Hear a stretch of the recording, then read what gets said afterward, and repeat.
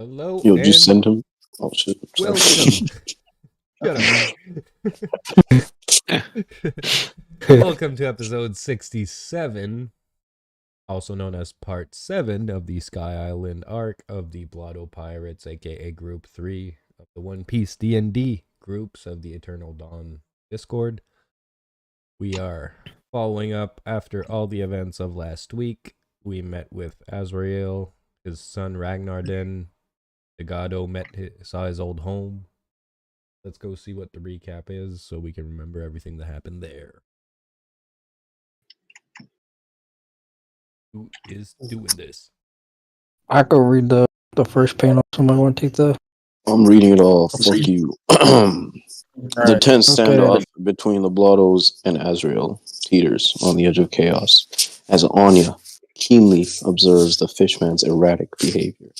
Recognizing signs of mild schizophrenia, she steps forward, diffusing the confrontation with calm reasoning. Azrael, obsessed but seemingly placated, relents and extends an offer for the crew to rest at his island. Reluctantly, the Blottos accept.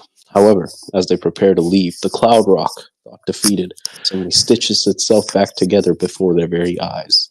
Insidious tendrils animate its frozen corpse, and the monstrous creature rises into the sky. The crew braces to fight once more, but Azrael seizes control of the creature, commanding it to follow him. Declining his offer to travel aboard the rock, the Blottos trail behind on Misery's ship, wary of their new companion. En route to Azrael's island, Yiga opens the strange chest Bourne discovered earlier. Inside, they find one of the ancient treasures Yiga has sought for months, a scroll belonging to the martial artist Lee Taegwai. The scroll contains intricate martial arts stances intertwined with the text of the poneglyphs, chronicling the life of an ancient warrior. As Ingrydd reads it aloud, the final line strikes a cryptic note. May the will of D live on. They arrive at Azrael's Island, a lush and vibrant place that seems plucked from the sea rather than formed in the sky. The terrain is more like an island from the Blue Sea rather than the other sky islands they've encountered. Azrael leads them to his quaint home and introduces his impressionable young son, Ragnarden. The crew takes a much-needed respite. Ingrydd, ever curious, explores the island and uncovers a hidden grave. Upon digging, she discovers a rotting corpse bearing a ring eerily similar to one worn by Alexei Hagen in the pirate's graveyard. Elsewhere, Yiga and Victorian trade jabs while exploring Azrael's home. Bourne harvests materials from the decaying Cloud Rock, and Murdoch rests among the trees. That evening, the crew gathers for dinner, served by a skeleton waiter, and enjoys a spread of unique Sky Island cuisine.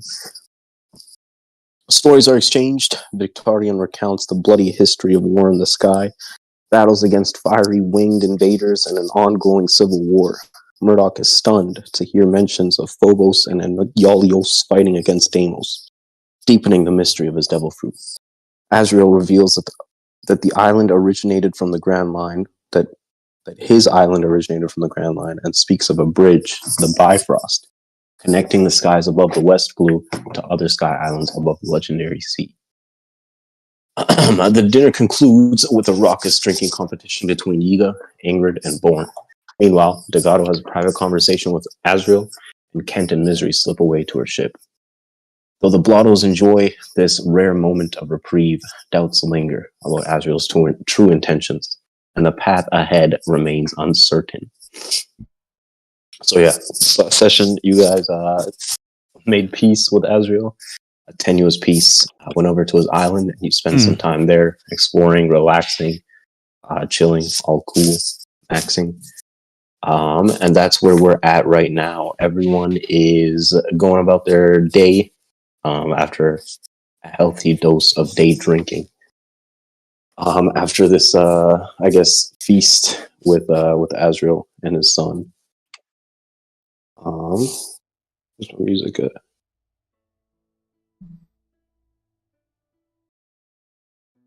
Yeah.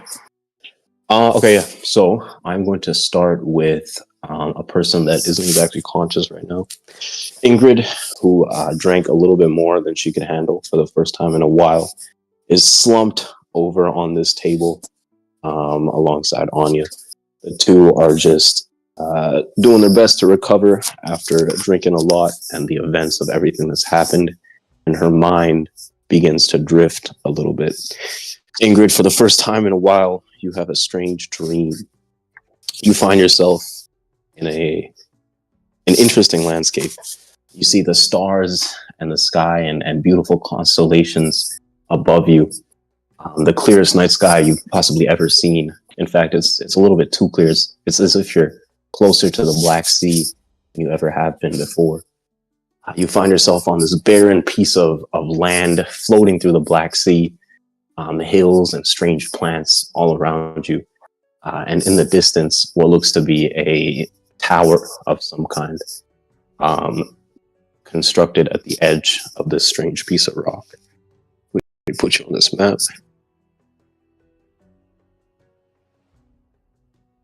You guys can see it?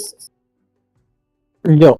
Mm-hmm. Yep. Oh. All right. You can drop your token somewhere around here.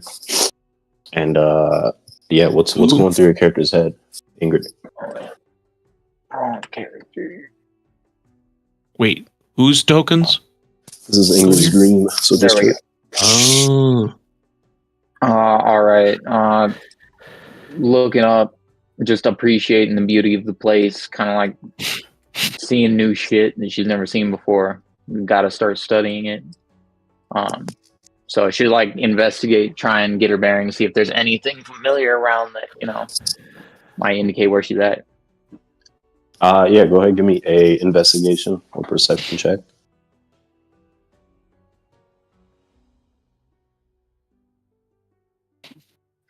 Investigation. Or those are the same.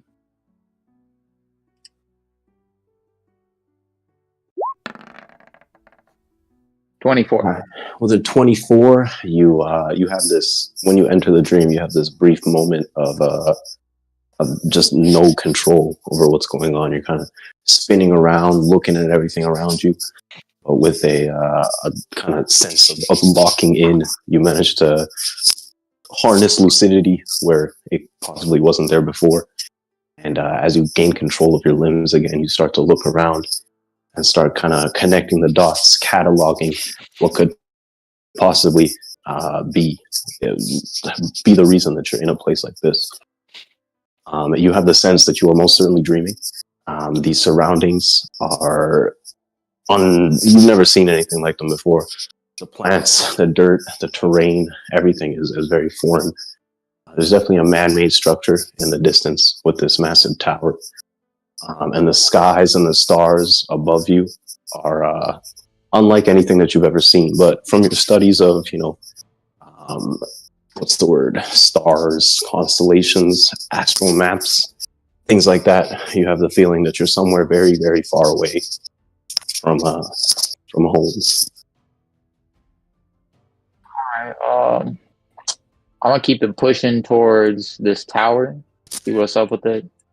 I'll check out this body. What's up with that?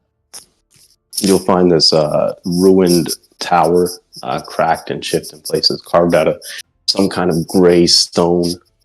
If you reach out and touch it, cool to the touch. And it's almost like frosty to the touch. And as you look at the body, you'll see a feminine figure. Her skin is like gray and twisted, and there's a frost kind of covering her entire body.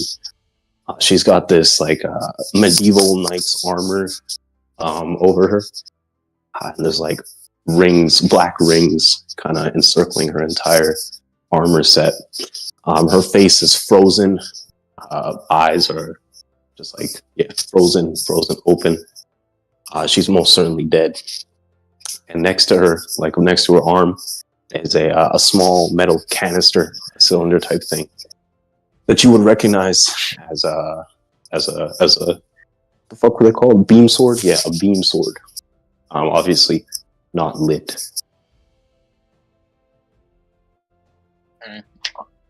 I'll check that out.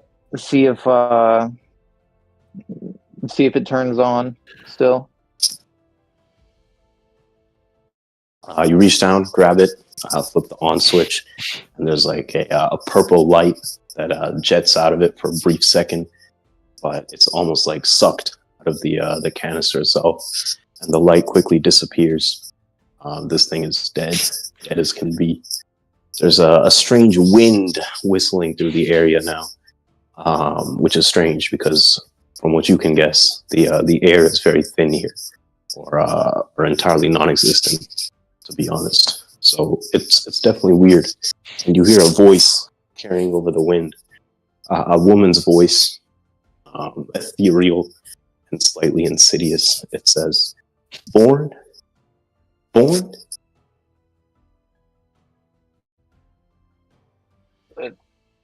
Not born here. He is back. Well, back in the sea. You see a large woman in a flowing white dress, dark skin, and these very long dreadlocks with all kinds of jewelry all around her. She's got a Jolly Roger on an armband around her arm, and her eyes are a striking shade of violet. She'll look over at you and look in wonderment around her and be like, "I appear to have appeared in the wrong dream. What is this place? Who are you?" I am Ingrydd, and the hell do I know? I do not know. You showed up here. Do you know the way back?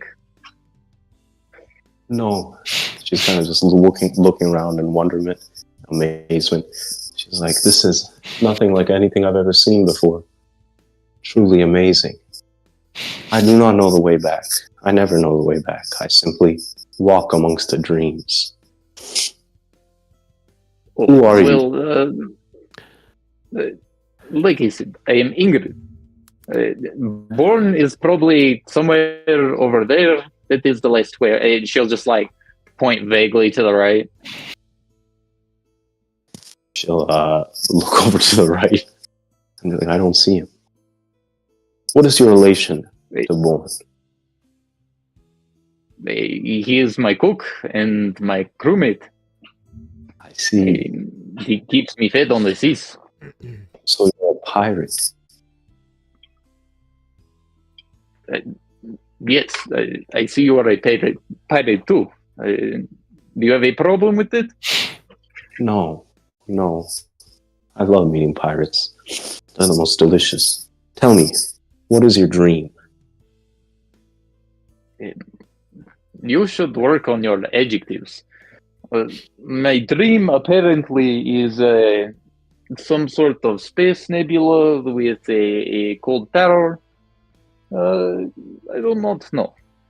Like I said, I am trying to clarify that myself. What is your goal, your objective? What do you hope to accomplish? Clearly you have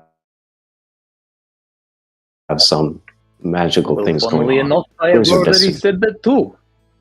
To find out. I want to find out everything I can. Everything everyone says I cannot. She'll withdraw her hands from behind her back and kind of extend a long skeletal arm with like thin fingers. She'll hold it out as if she's going for a handshake. She'll be like, "Perhaps we could enter a partnership. I will provide you with the means to accomplish your goals. And you will provide me with sustenance." Sustenance? Lady, I am already missing some of my hand. I cannot give up any more meat. You seem to be a very hearty one. Perhaps she'll kind of withdraw her hand. You can speak with your ally. Yo, why is this? I gotta get rid of this song. It's pissing me off. I mean, if you want me to bring you Marines to feast on, I could maybe do that, but keep your distance. 5 feet. No. All you have to do is chase your dreams. Everything you accomplish is enough for me. I will live through you.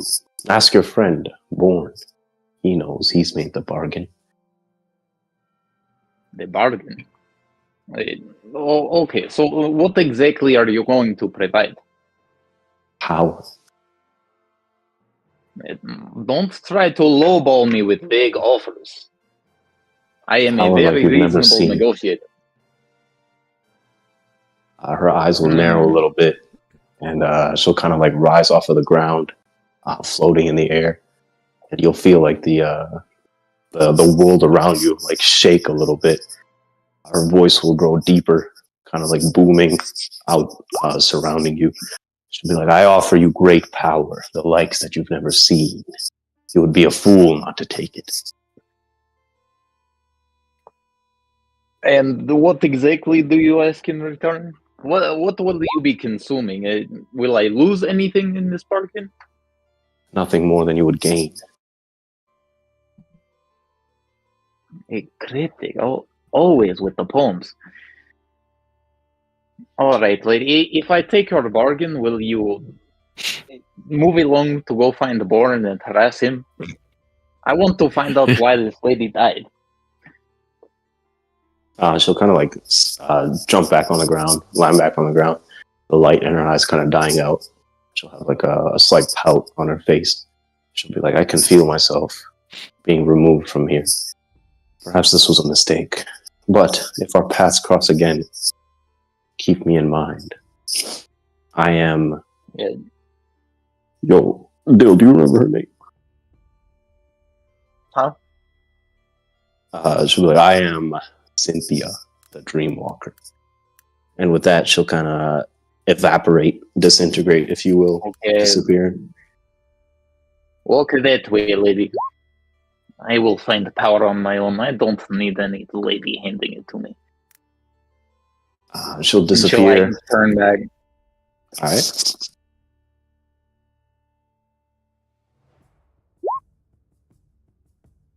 No, I got the name. Just okay, cool, nice. Well, now you have the name.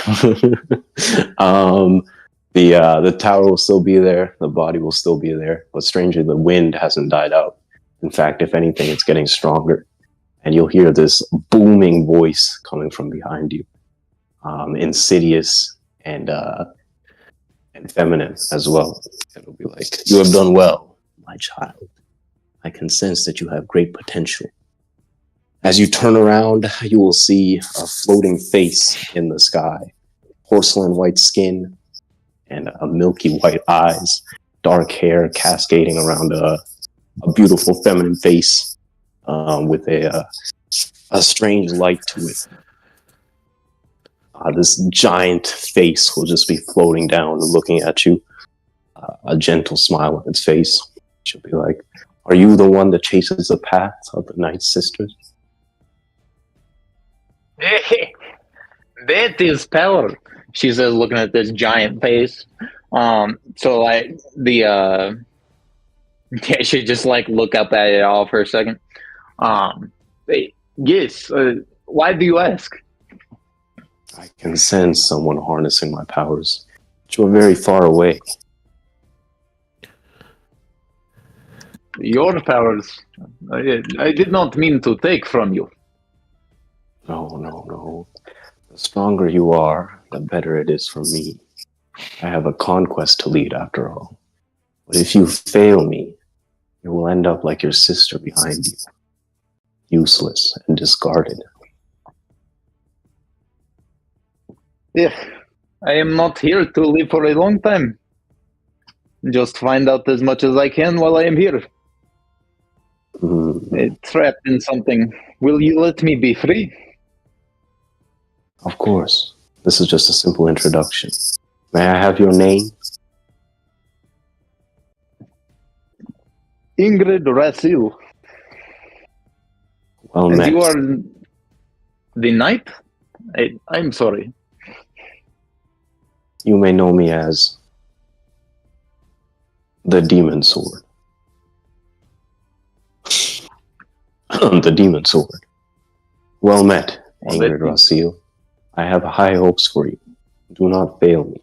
You have dipped your toe into dark waters. Don't hesitate to dive in. And with that, she'll kind of open her mouth, and there'll be like this darkness that rushes out of it like a plume of smoke, swallowing everything up around you. Eventually, your gaze will be obscured entirely. Nice, nice.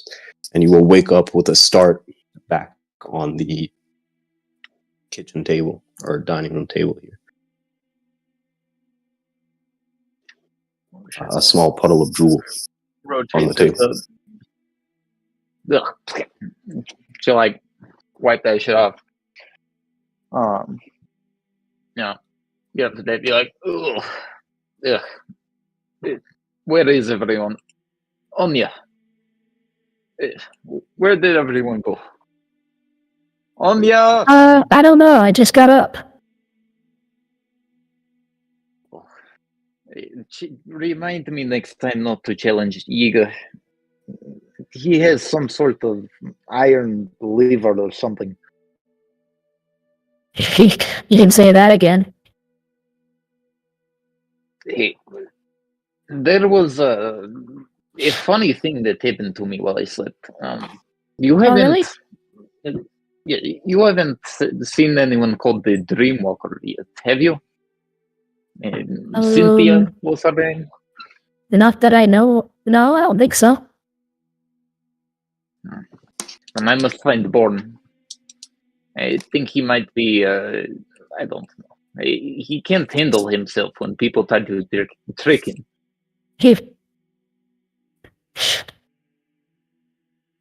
All right, I shall go out. Born.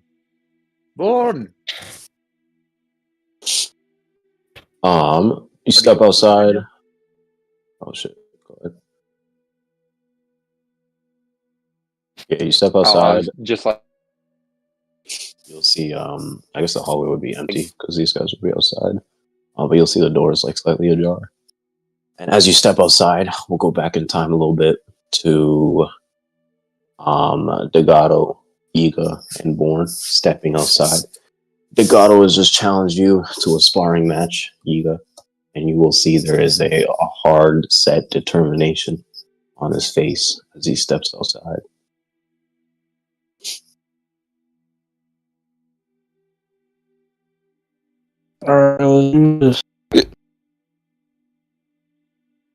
Captain, are you ready? Always ready. Are you good? Yep. Alright, well, I won't hold back. We'll get into a fighting stance. With that, let's roll some initiative. Alright, boys. I want a good, clean fight. No spitting liquor in each other's faces. No low blows. Shut the hell up. No hair pulling. Alright, yeah, go ahead. Oh, man. No hair. Make us some music. Alright,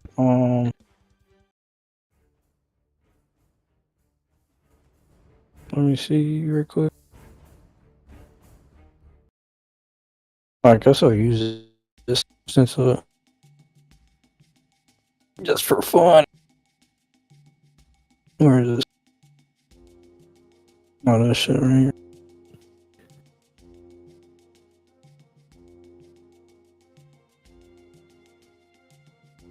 So I rolled a 1d8. Yo, is there a reason you're rolling 2G? Oh no, I didn't know it was. Did you know? Fuck.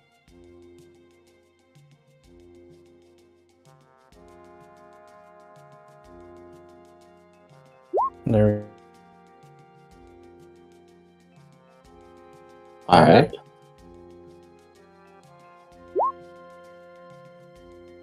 Three. Okay, well that was alright.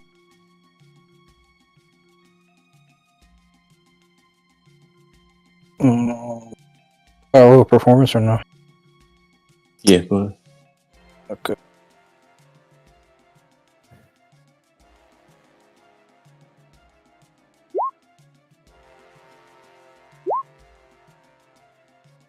Ain't no way. This can't be. Not falling for your petty tricks this time, Captain. Fight me straight up. Oh, it's not even petty. He's actually fucking drunk. Alright.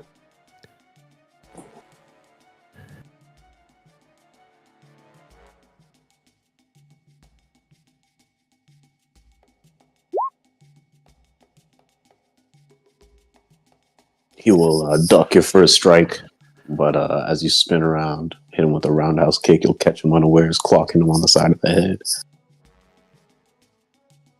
Alright.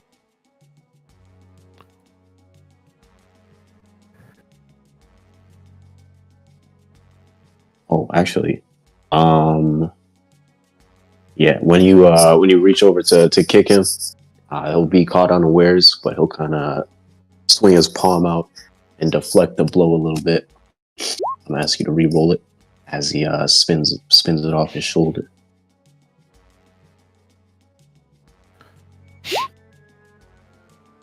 Nonetheless, the damage will go through, and he'll take a good chunk of damage.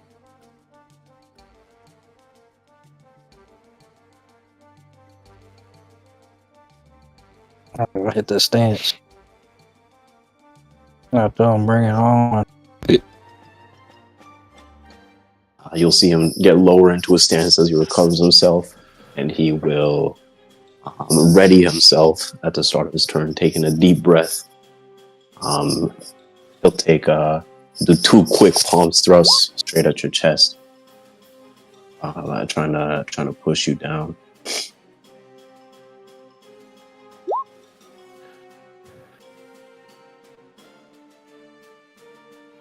Come on, what's with these wimpy punches? I'll whip your ass, bro. Stay aside. As I'm assuming the 21 is. Yes. That kind of disrespect. As you respond to Born, you catch a palm straight to your chin as he clocks you. And he'll be like, "Focus up, Captain. This is it." And he's going to take the dodge action, ready himself. So your attacks are going to be made at disadvantage here.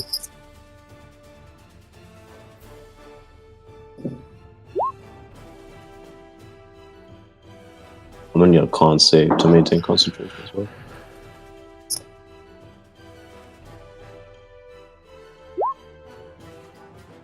You good? So he also has disadvantage.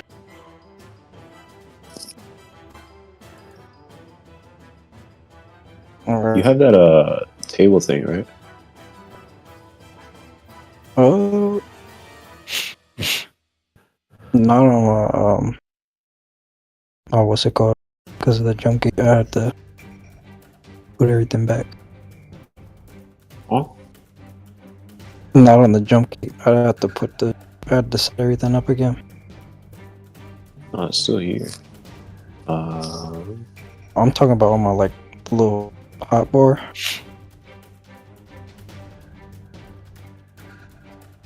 Oh, Yeah.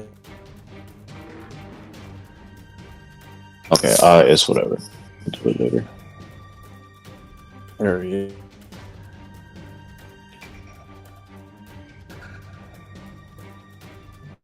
I'll do 2x. I see.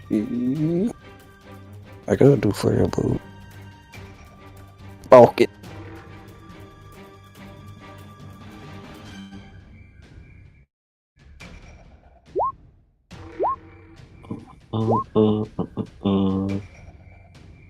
Alright, how you want to flavor this crit fail? I'm turned around. And I fall. I'll lead back up. Alright. He will be, you're launching a flurry of blows, but he's just kind of deflecting them one by one. The serious expression on his face. Be like, is this the captain I know? Weakness! He pushes the last one back. You trying to show off for your day? There'll be this hard set determination on his face as he launches into 2 quick attacks.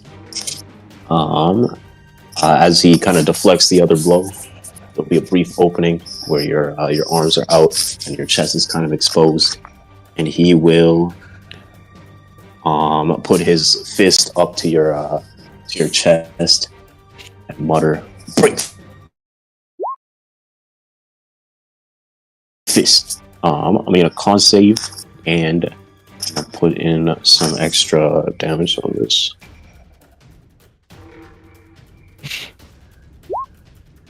Oh, wonderful. 10 damage. Alright, you will take 5. And he'll launch into another attack at disadvantage.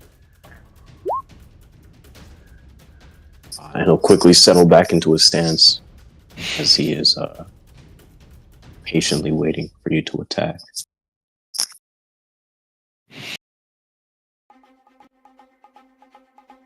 Alright.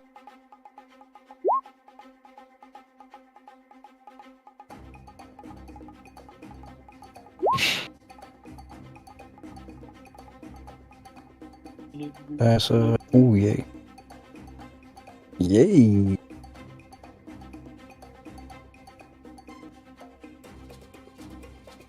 There you'll see Yiga swaying. More drunk than usual. And he will shout, "Total abandonment."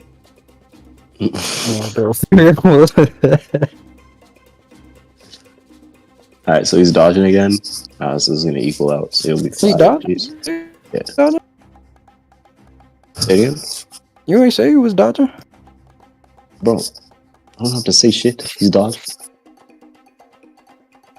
Okay. I said he settled into a stance, didn't I? Patiently waiting for you to attack. That was a dodge. Yeah. Flavor, man. Flavor. Come on, bro. You leveling up the game here. Dramatic as hell, bro. This is a dramatic fight for Delgado. You see a tear in his right eye. Oh my god. All of those hit except for the 14.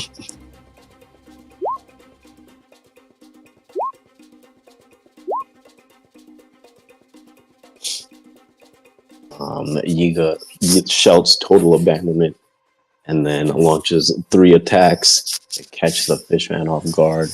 He'll stumble as you hit him for a total of 38 damage, fucking him up tremendously.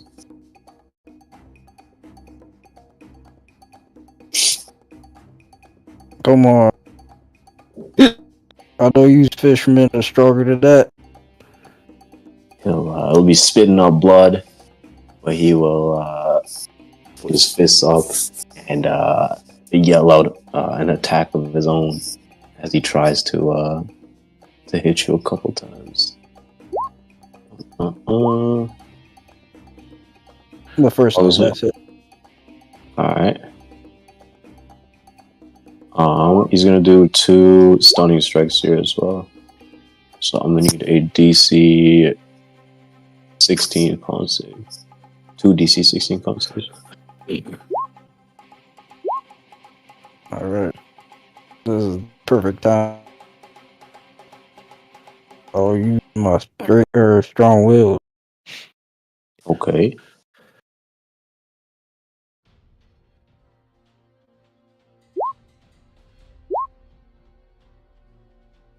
Oh, damn.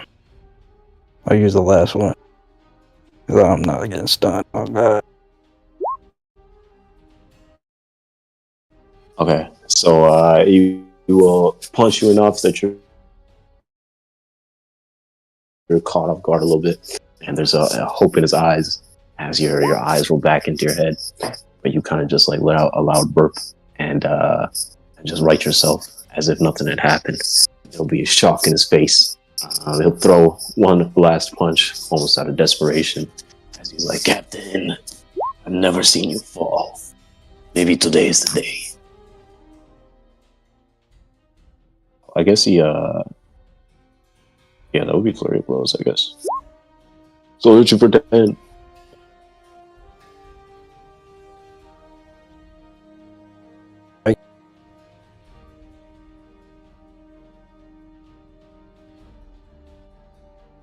That's it. That's it. Okay.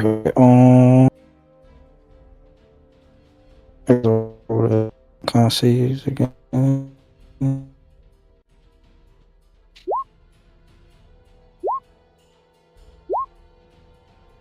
Okay.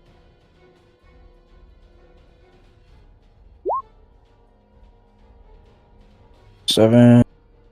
There you got disadvantage. Alright. I'm gonna attempt to do. It was not really something like I can do, but it's something for flavor, I guess. Oh, stand up tall, Real tall. real tall. I will gently extend my hand to his chest, Very gentle. Intimate. and I'll do a 1-inch punch. Oh my god. You'll be looking in slow motion as you extend your fist out. And right before you punch, he'll just look at you with surprise in his eyes. And like almost a sense of pride. Where is it? Oh yeah. Instinctively, this rock.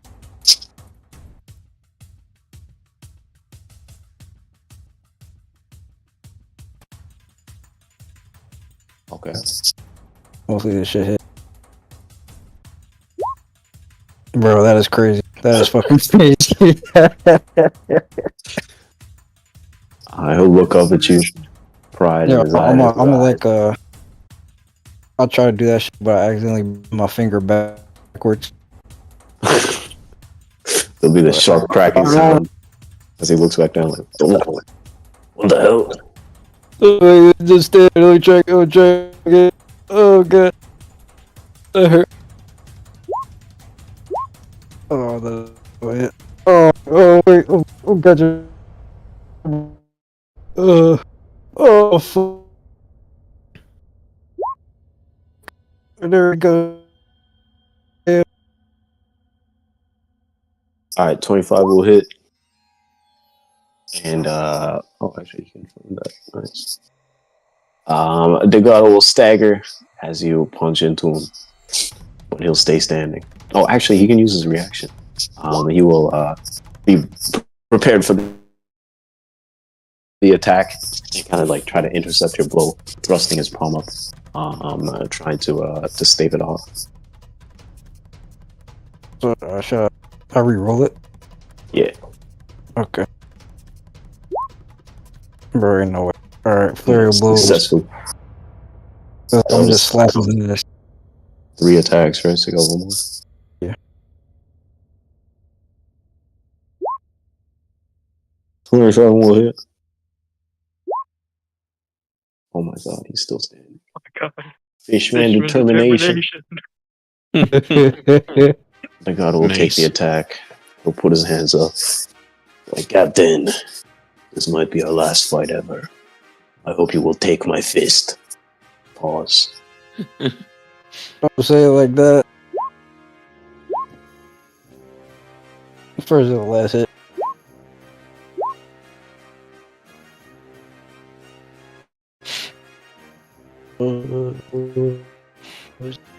Alright, yeah. He'll kind of, the last punch will be a little bit weaker as the fatigue is kind of catching up to him. He's kind of drooping, his stance wide open now. But he'll have a content look on his face. He's like, finish your meal, Captain. It was a good fight. Truly was. You almost kicked my shit in. I'll do a roundhouse kick, but strictly to his shoulder. All right. Oh shit! Imagine you just poured all your hockey into it. I was about to say, turn off hockey, you might kill And him. you I did did, like I 63 did. damage. And he just died. Oh my god, that'd be so fucking crazy. Fuck. the god will be sent reeling, crash into the rubble here, and he'll look up at you with almost a delirious look. He'll be like, spit up some blood. Well met, Captain. And he'll pass out in the rocks, snoring very loudly. Damn. You guys strong. They got up. Yeah, I'm too drunk. I'll lift up the god. I'll take over his side. Alright. It's night time. Wait, isn't it? Yo, is he coming in choppy for you guys too, or just me? Yeah. A bit Am I choppy? Yeah, Oh, sure. hold on. What'd you say? No, I seen Nah, I'll pick up the guy. I'll carry him in. But is it the morning still? Yeah, it's like fucking 8 a.m. Oh my god. Alright, as the Night sun time, as the sun rises, yeah. As the sun rises, I'll carry the guy inside. Alright. How do the people outside react after seeing this this sparring match? Oh, it was a great 1v1. Now it's time for a 2v1. Victorian? Murdoch? What about me? Ingrid will look up from her book. Oh, did you guys finish? Murdoch, me and you are gonna take down Victorian.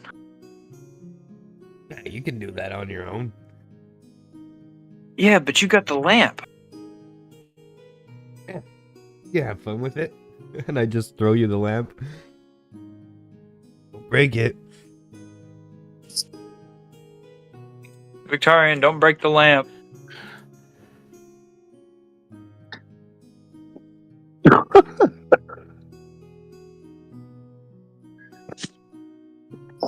I'm ready for battle. I just lean over to Ingrid. Watch this guy being able to do the same thing Sky does in the dark. That would be pretty funny. I have not seen him fight much. You guys actually It's doing what this? I thought. If he starts winning, I have a plan, and she'll just like summon a little I was necrotic going to, and bolt, then he like ran charge it away. up. Nice. What'd you say? Do? I was going to, and then he ran away. No, he said he's ready for battle. Yeah, and then you ran Where away. the fuck did he go? Yeah, he's ready, bro. He ran away. Oh, I think he did that disappearing thing. My guy's running No, away like a no. sweet hood. He's on the map. He's on the map. He's ready for battle. Alright, well, he'll say that he's ready to go and disappear in front of your eyes. Did your mom Yes, tell go you ahead about and that roll one this. too? Before Better be You there drop the guy on wherever the he couch. went. and it'll come out and watch. Excuse me.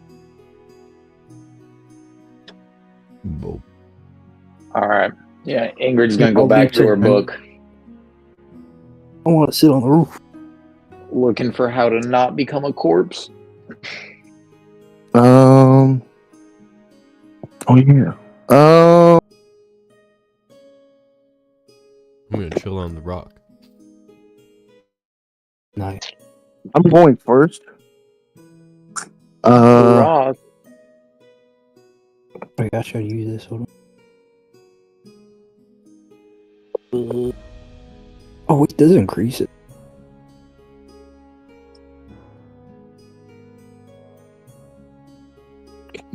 It's 3 times. Where's Murdoch? Hey, Actually, doesn't matter. He's not disappointed where he's at. I'm not in that fight. Just making sure you guys don't break my lamp. whenever you're ready, Angel. Please be descriptive of your attacks. I don't want to hear does a 15 hit. I want to hear, description. I will be grading you. To break it a little. Cool man got a C minus, just for perspective. Throw ass up. Did he get so much from the rules or from the describing, though? From the descriptions.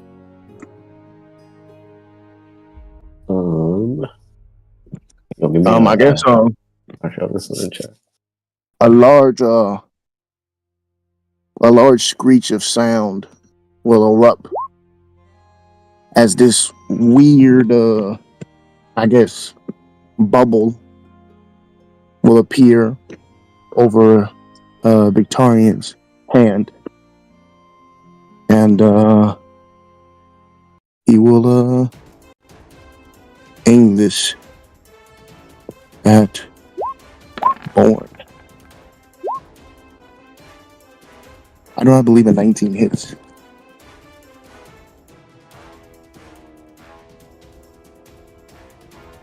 No, it does not. Wait, it's not a 19, it's a 20. It does not. Okay. And with that, As he you will see move. wind blast Yeah, go ahead. the sound away, if you can see that far. The winds erupt around Born as the attack gets blown off course. Alright, that's it for his turn.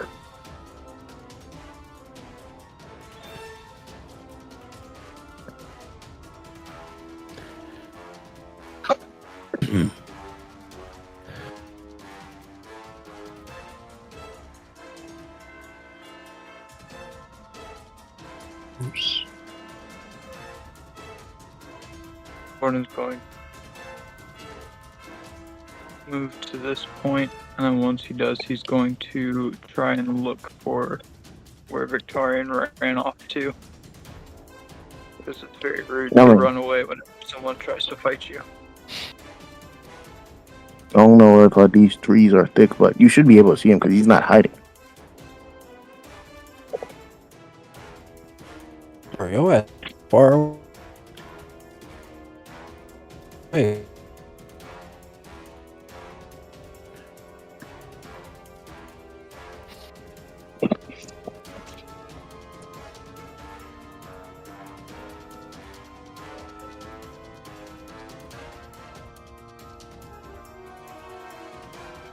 I'll be right back. Why are you running? We're supposed to be fighting! And at disadvantage, Born is going to pull out his hand axe. And you'll see it fly through the air towards you. As it spins off his finger.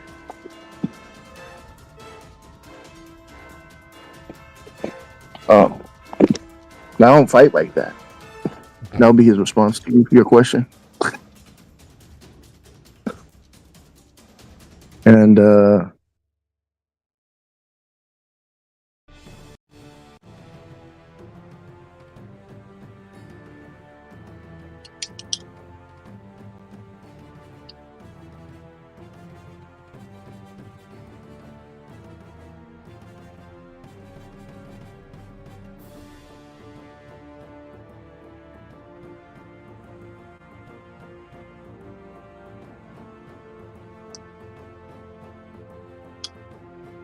That's it for his turn.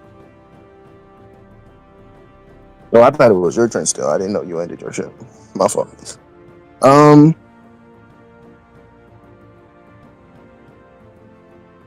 want to do. What could I do? Ooh, I could do this.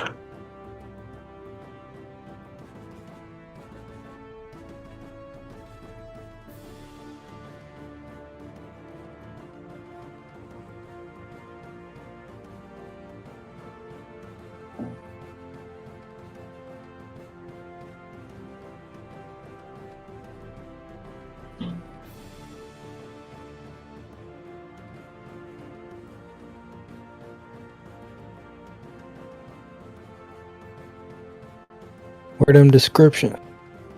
I didn't put anything down. No, I'm talking. I can hear you.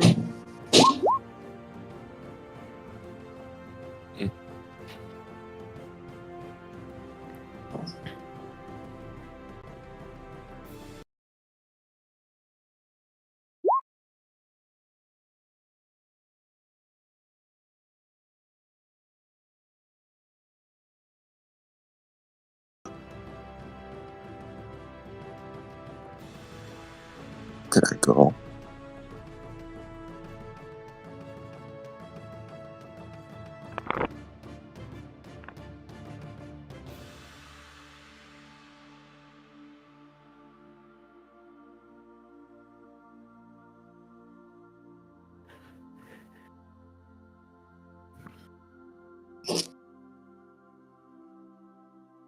The tension is palpable.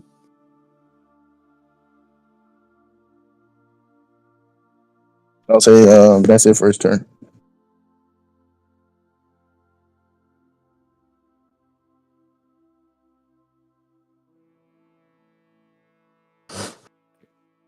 Hitting with the hard.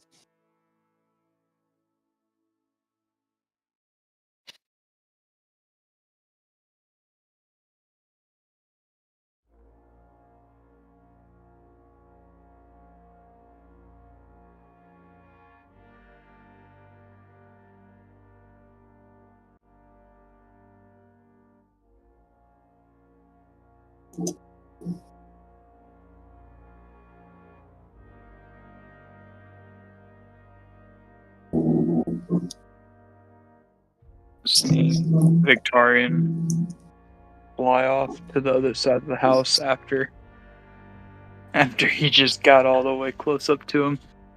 He is going to full on sprint straight in front of you. And he's going to say, "Why do you keep running?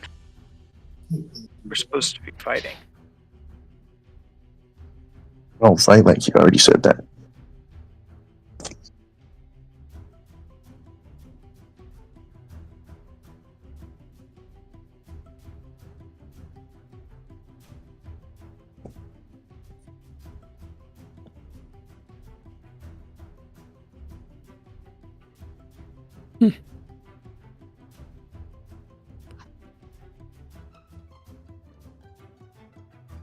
Wait, is that it? Yeah, I was trying to see if there was anything else I can do, but All right.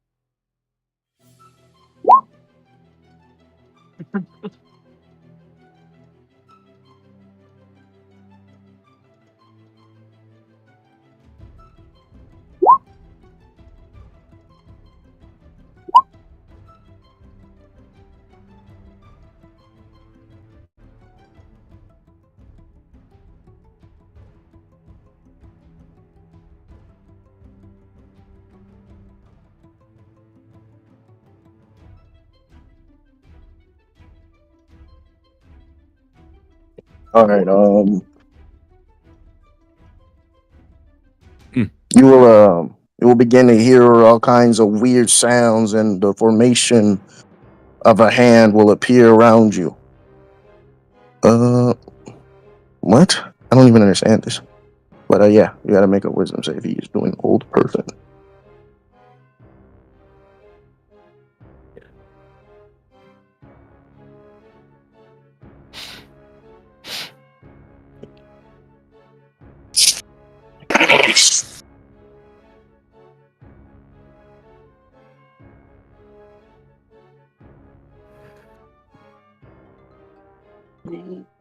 Right, with that success as a bonus action, he will.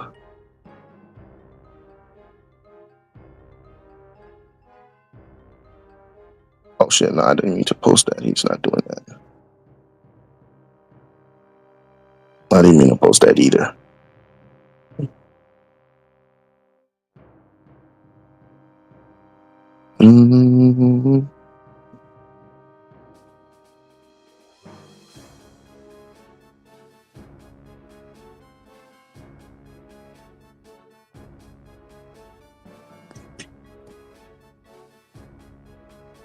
The bird gameplay was more thrilling than this fight, not gonna lie. Now he'll. There's nothing else he'll do. He'll just stand there.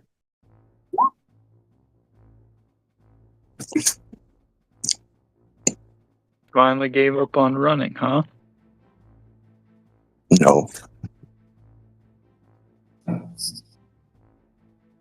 Looks like he did.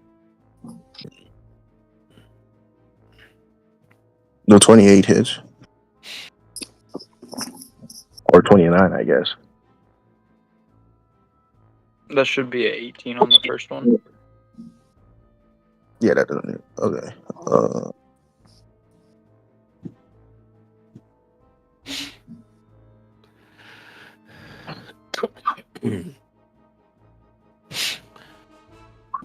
Go ahead and drop this for the unarmed movement.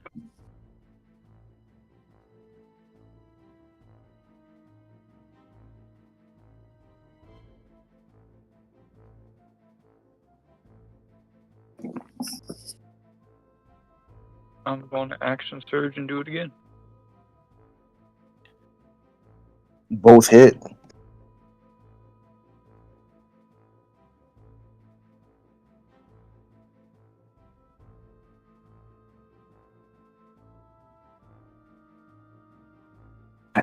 Damn.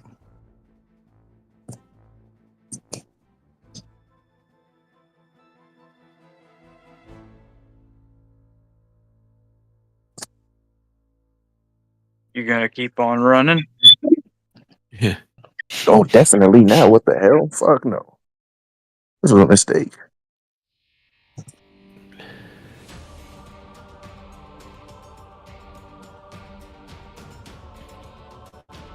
What could I do?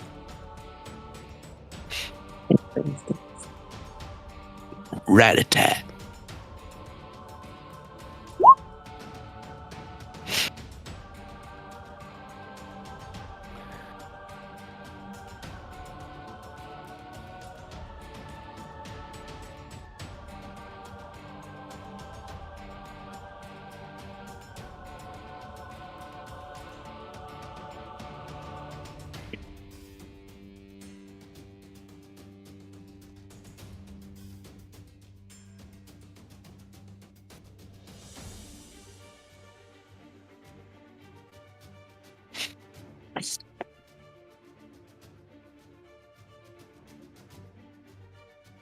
Yo, guys, what's going on?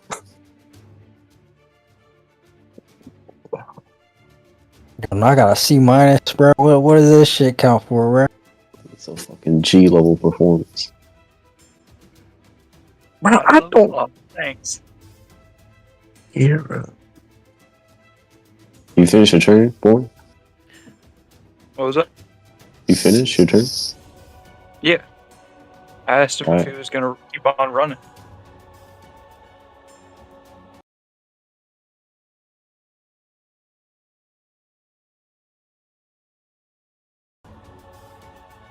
Right. I'm going to catch. Where's this shit at? Oh, there it is.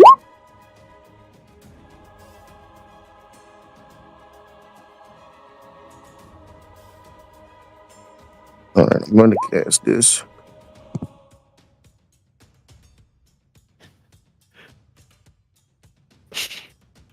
And then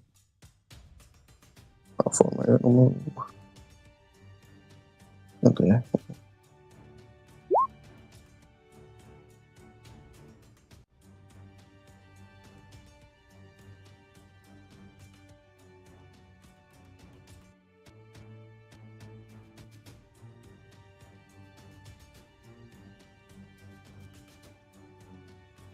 Yeah.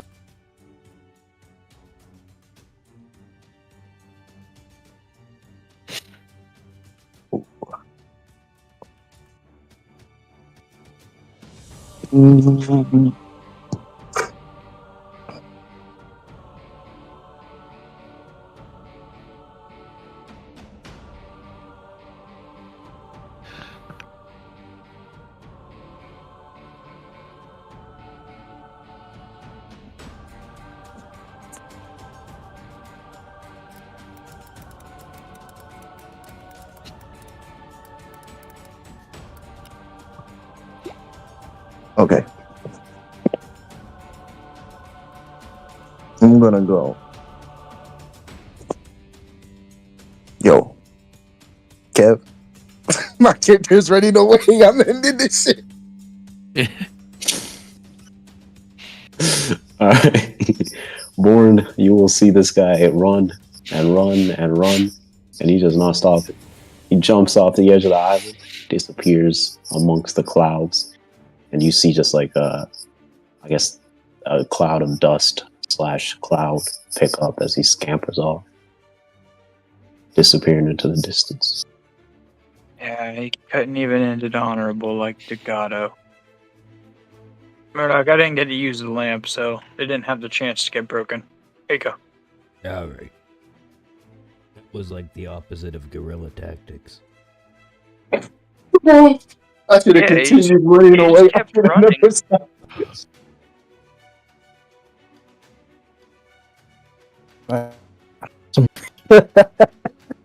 Yo, nigga, bro.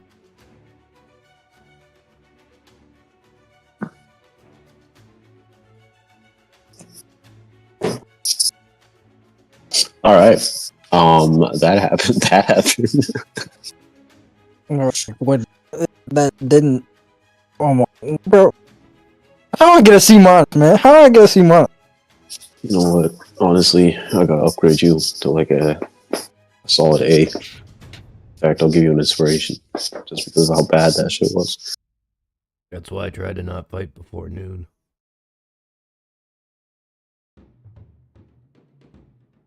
All right. You'll see the rat will gobble up the berry, and it'll have this slightly sedated look on its face. And it'll run off, looking a little bit, I guess, relaxed. I'll say as it runs past like this stretch over here, jumping over the little creek, you'll see with a stick some figures have been carved into the dirt over here. And strangely, they resemble poneglyph language. It's difficult to tell, and the writing is definitely pretty shabby, but it seems to say friend.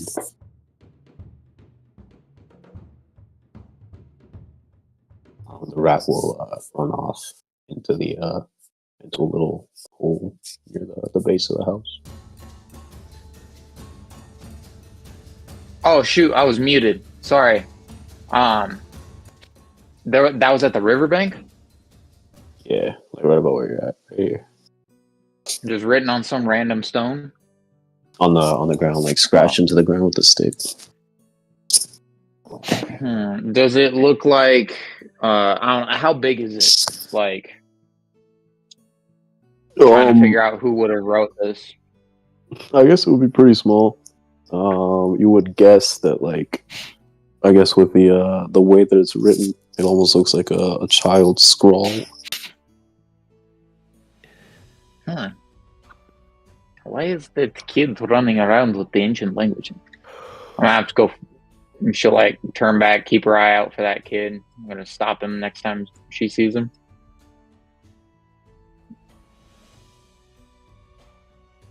Ooh. No, I'll take that. Alright. Red and white, bruh. Or found a Santa hat. Look.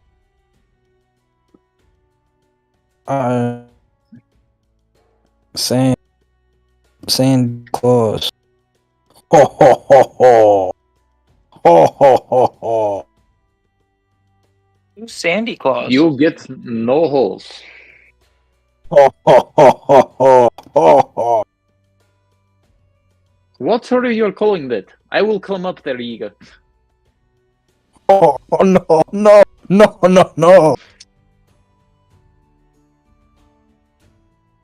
Come here. Speaking of no.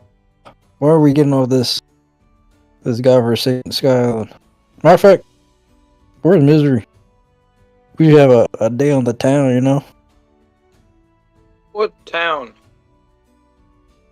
Oh, you know, Do they remember have that those map? up here? Oh yeah, I think. Do I have the map? Who has the map? Someone at the map. But yeah, you'll see some islands on the map, as well as an X. I guess you guys will have the hand up. And there does seem to be some settlements on these various islands dotting the sky. I think we owe it to ourselves. I have a little, what's the word? Excursion? Not that. Bar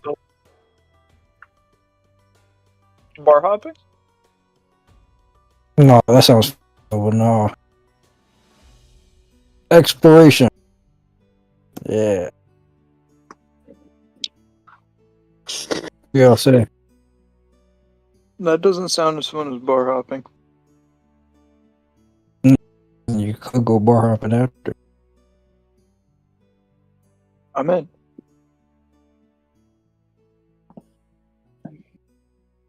Murdoch. Ooh, They even have. wanna go into town with us? What you guys been doing out here? Kicking ass, taking names, finding hats. I'll follow. Thanks. What were you asking? We'll go to town. We'll go. Yeah, sure. All right. Might be good given the history of this place. Might find out some shit about Dimos. Oh yeah. All right. Yeah. Where's Misery? Oh, you'll see the ship. I is want to going. find. Hmm? They have this writing all over the place. I want to find more of it too. Let's keep moving. I'm not the The first place one. suspicious creeps me out. I'm not the first one stepping on the ship. I do not want to see things I cannot unsee. I can make myself loud. God. I will clear the way. Yeah, I'll go see Hey, if the guy and Lord Azra gonna come.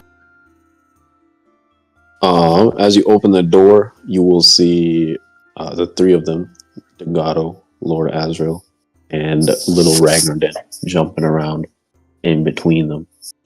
Degato has some bandages over his face.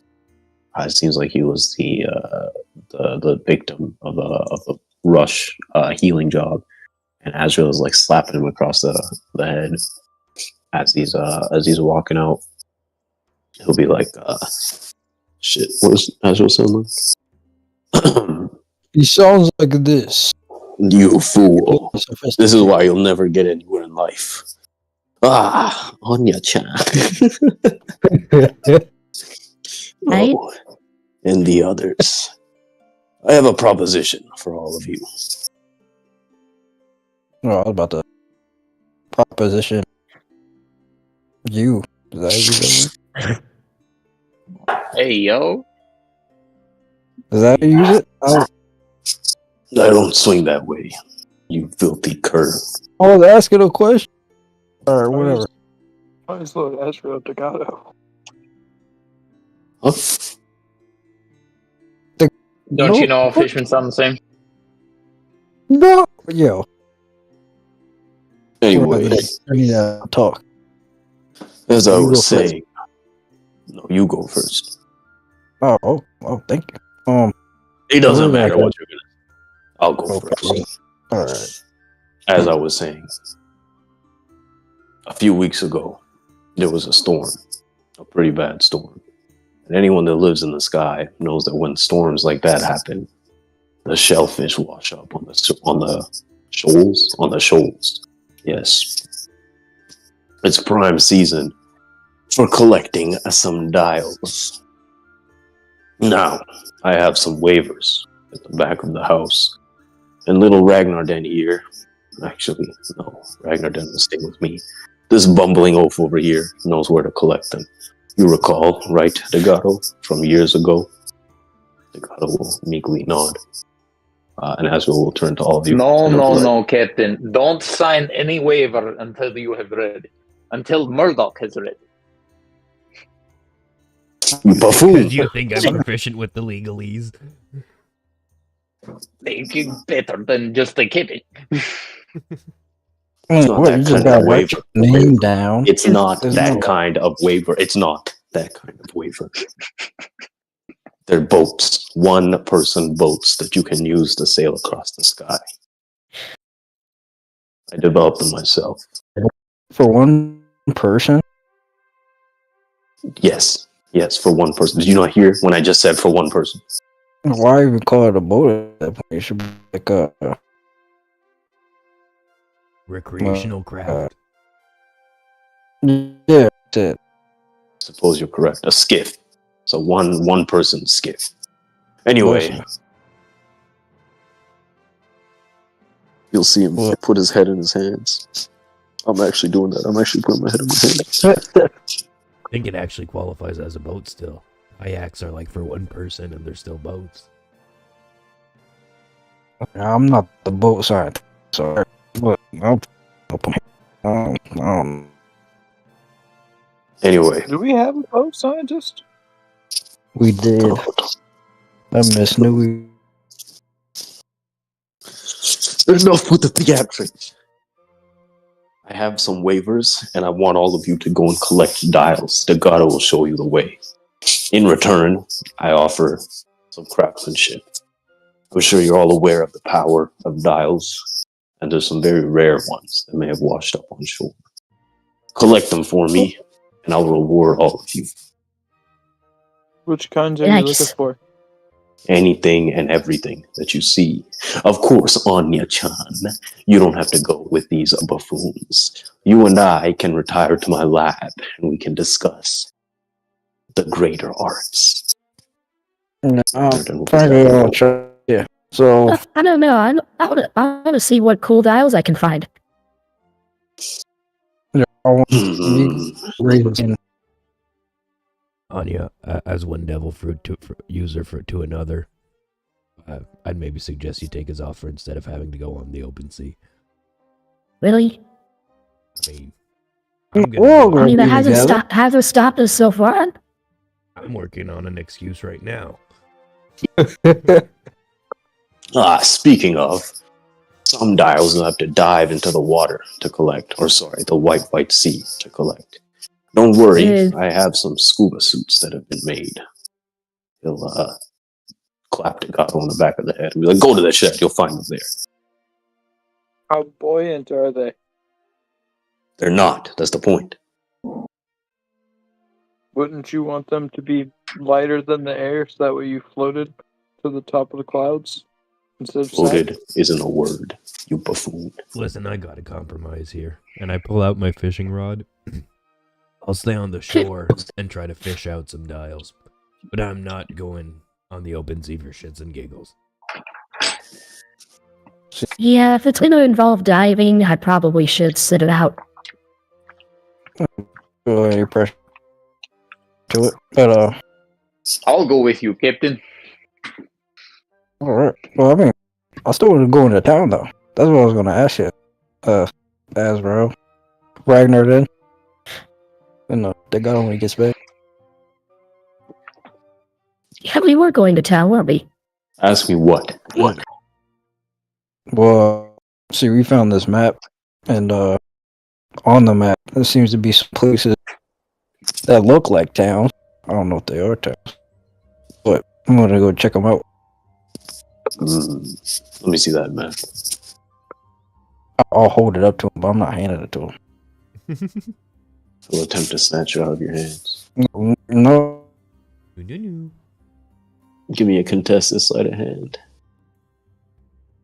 I'm good with the. Oh shit! It's there. I'm using that. I don't care if it's the gym. Please. Help. Yo, man, come on, bro. You always reroll so that the public Oh, can no. see. Go ahead and reroll. Born helps. It's still good. There's no need to help, bro. If it happens, it happens.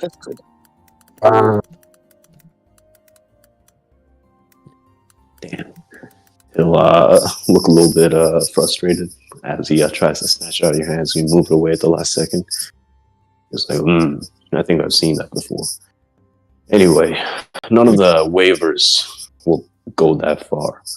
What happened to that ship that you had? Yeah, this is where we're about to go. We're about to go to Misery ship. I And don't see it.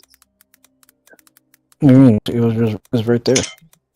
Ain't it? Isn't it right there? Is it there? It's not there. Was there? You'll look over there and be like, as you can see, it's not there. Onya-chan, how do you sail under these buffoons? Bro. It can be fun to be around. Could have fooled me. Anyway, I suppose I can give the Devil Fruit users a tour of my lab, if Onya-chan is there. And the rest of you can go and get some dials. What do you say? There's two of us. Good dog. Yeah, Josh. I So I already guess- told you. guess the I lab am could be going interesting. wherever my captain goes. Did you say You're Lucas? gonna fucking die. What did you say, Lucas? I guess the lab could be interesting. He'll nod, looking at you kindly. The god will return with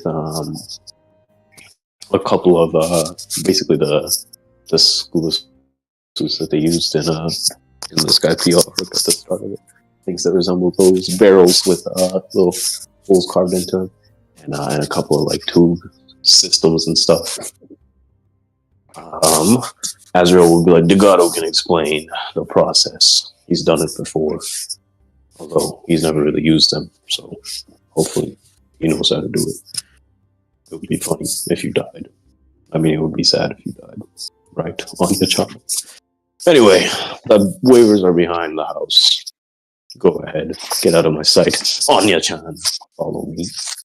You're I right. guess you can come too. Kind of wave a hand at you. Try and get in their pants so hard he pretends he likes humans. I'll keep an eye on him. Make sure he don't do nothing. You'll see this kid kind of run between his father's legs, rush over to the side of the riverbank here, grab a stick from under the barrel, and start carving stuff into the side of the river here, just fooling around, as one does. Hey, Captain, I'm coming with you, but give me a moment. Yeah, no, I'm looking for the Misery, that fucking cowboy. Hey, kid, come over here a second. The kid will look up with an innocent expression, like, "Oh, hi." I saw you scratching your writings into that. Where did you learn to write like that? Oh, this is the ancient language. Father's been teaching me how to write it and read it.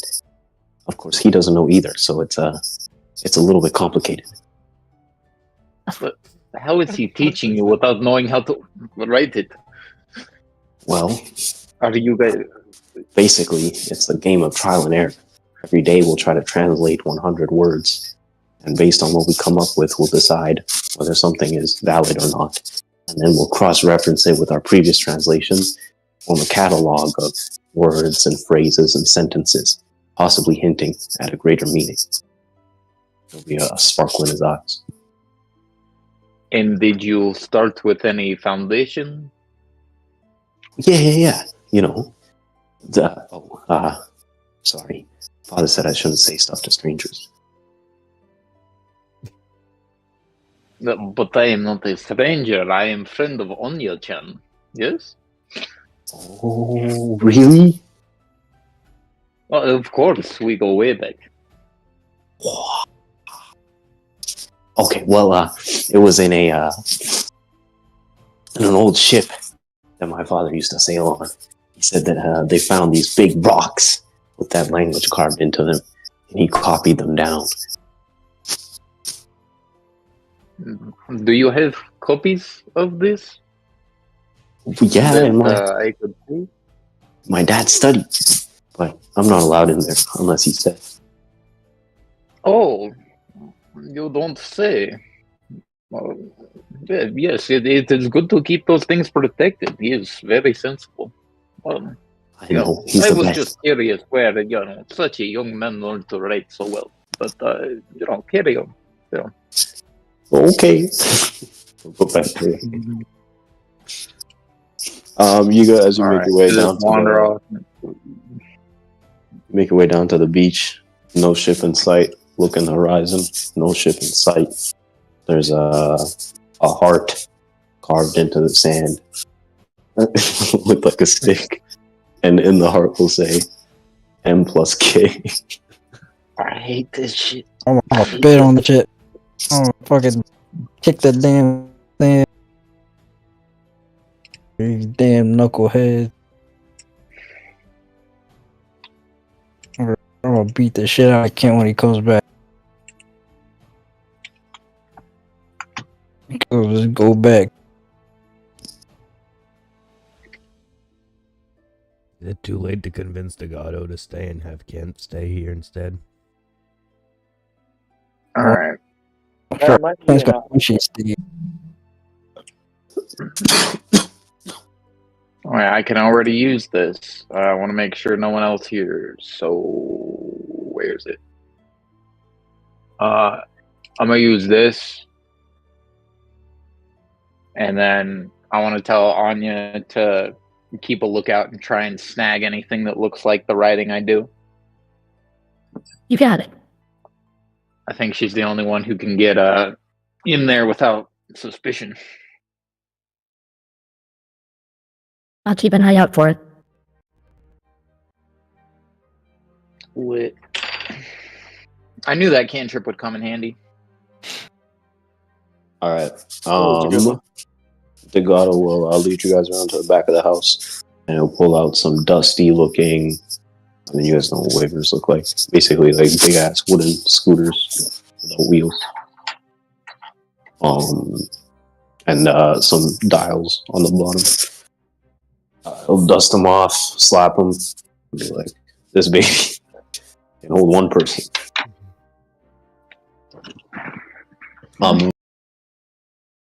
Before we keep going with him, we'll have Azrael give Onya and Murdoch a tour.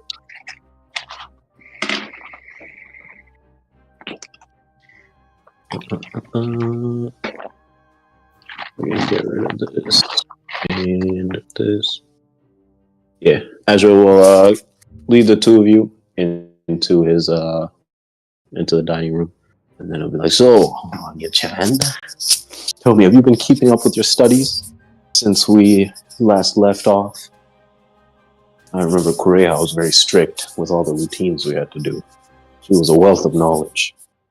It's a pity that I couldn't study under her more." I have been learning more. And I think I did mention that I saw her recently. Oh, really? Where? Yeah, she was in What was the name of that island again? I forgot the name of it. Bollywood.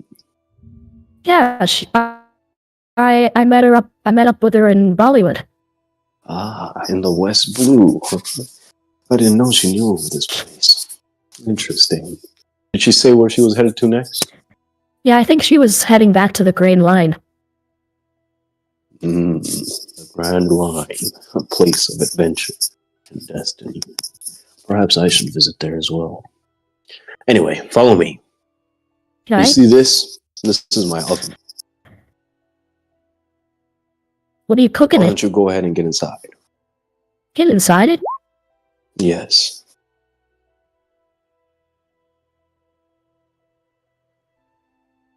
Alright. As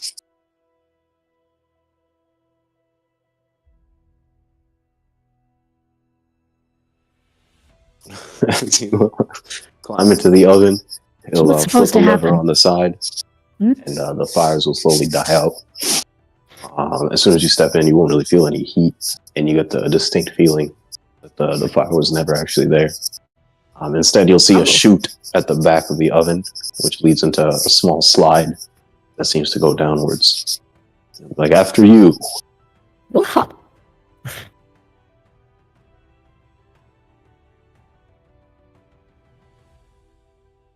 Anya goes in then. All right. You jump down the slide and go spiraling down a dark chute. Azrael will walk over outside. He'll be like, "You, Murdoch, are you coming?" Yeah, sure. All right. This is my oven. Get inside. Connotations here are kind of fucked up. Please. Onya-chan is waiting for us. All right. You'll see the same thing. And as you slide down, you'll look back and see Azrael has an insidious smile on his face. But he'll follow after you. I'm And holding my the sword, three- getting ready to do like elemental imbuement device in case I need to quench a flame. No flame, just a brief ride through a dark chute. And you guys will eventually end up in a small laboratory.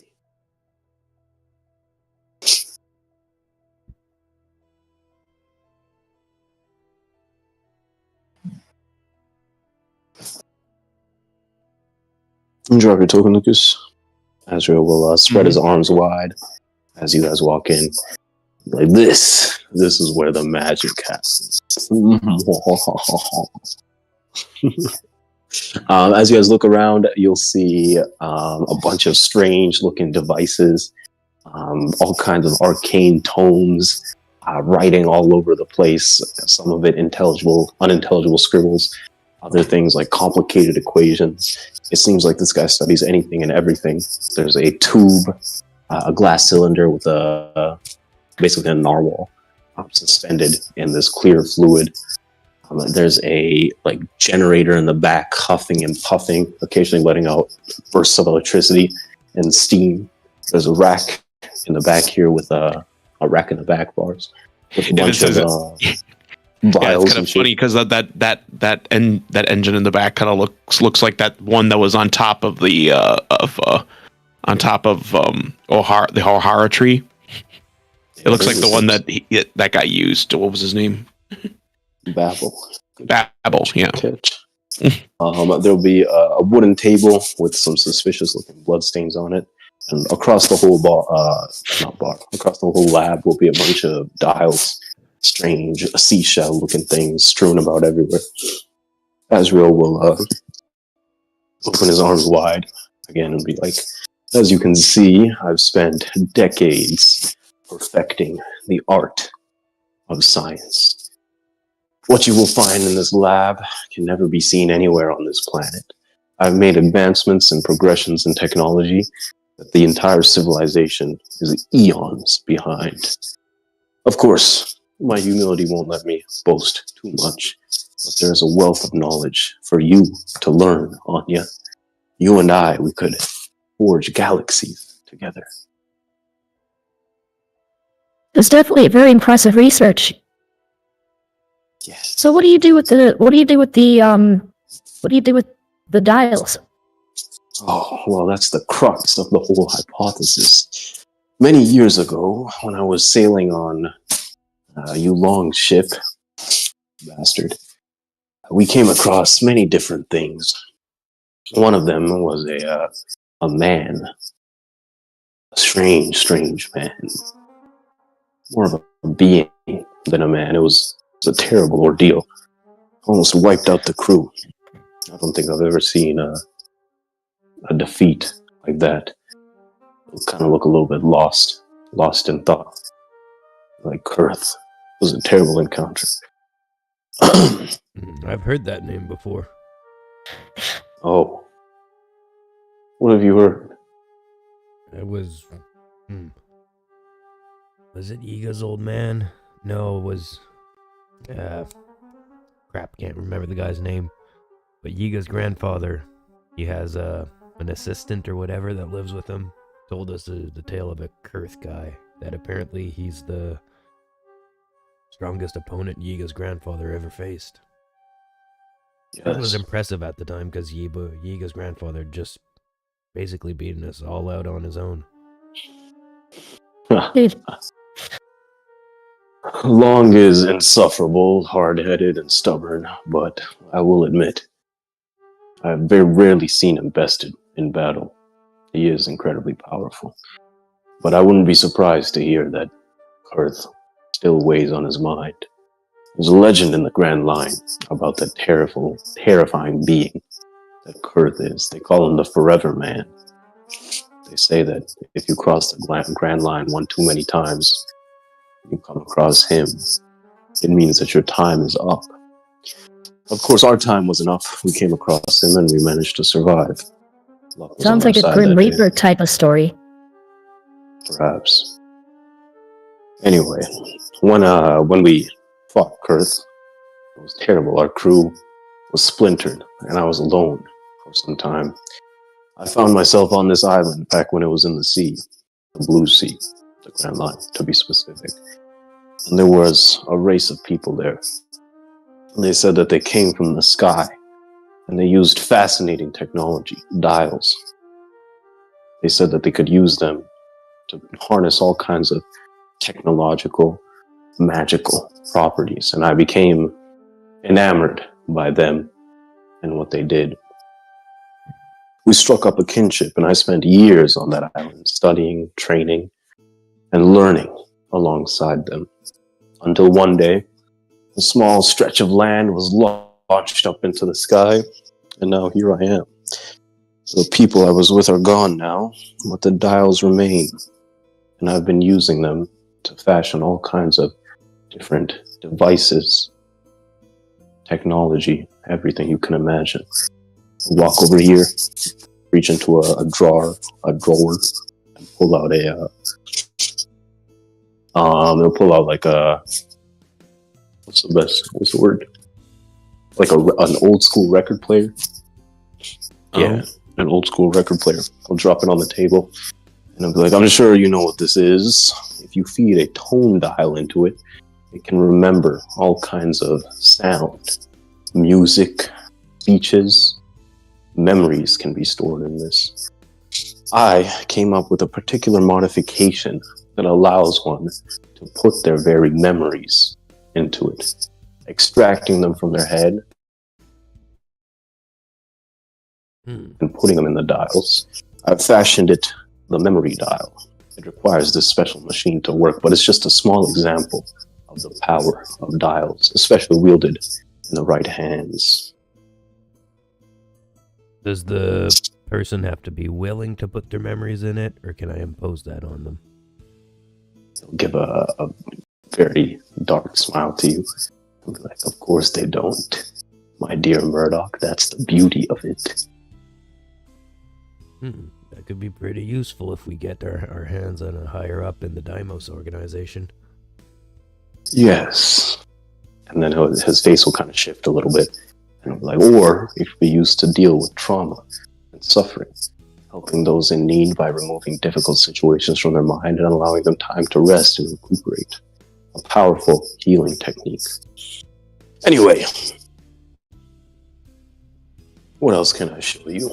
I'll clap his hands, rub them and look around a little bit. Oh, I suppose I should ask. Any questions so far? Anything that you would like to see?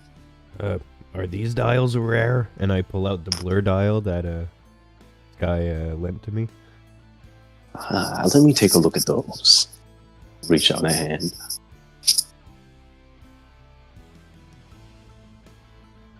As he picks them up, he'll be like, I've seen these before. Yes, these are rare. They're certainly rare. And they have a strength to them. They've been through quite a lot. Yes, these are powerful. You see, with dials, there's grades, if you will. They come from creatures that are found in the white sea. Shellfish of some sorts. Their remains are left behind, and you can fashion them into dials with special properties. Some say that the longer that the shellfish lives, the more potent and powerful a dial can be. And this one comes from a relatively old shellfish. I would rate it maybe a lower A. But there are certainly more powerful versions of this dial. Would you allow me to keep this? I can't, it's not mine. Whose is it? guy. Sky Islanders? I see.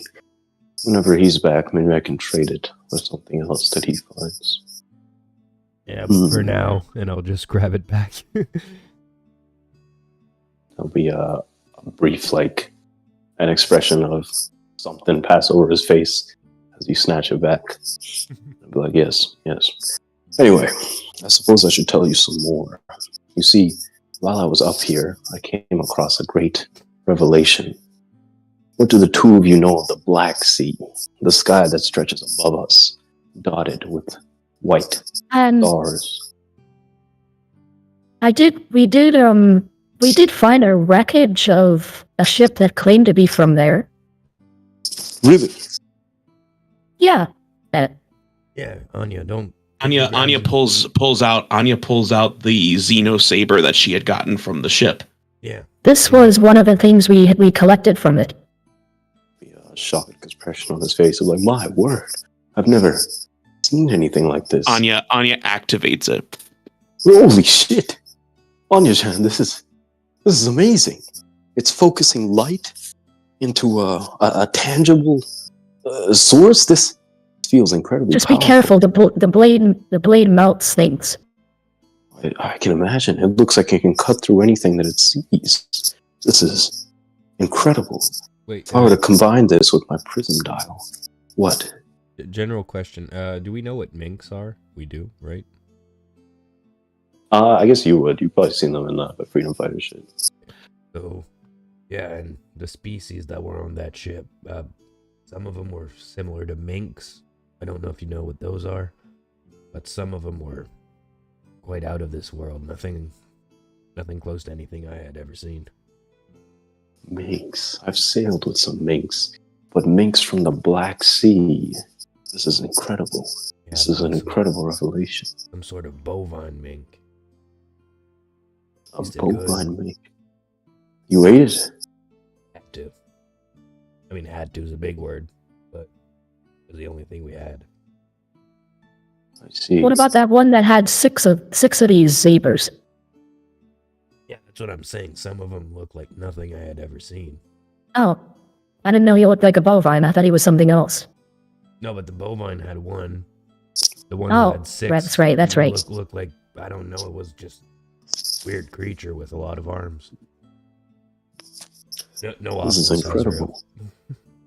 I thought that one looked like a fox. Yeah, it was a star fox. Yeah. It'll be like none taken. Where did you encounter these things? In the calm belt. You went to the calm belt on your shot. Not on purpose. Briefly. Yeah. My word, you have definitely been on some extravagant adventures. That's one of the reasons why we don't have our own ship right now.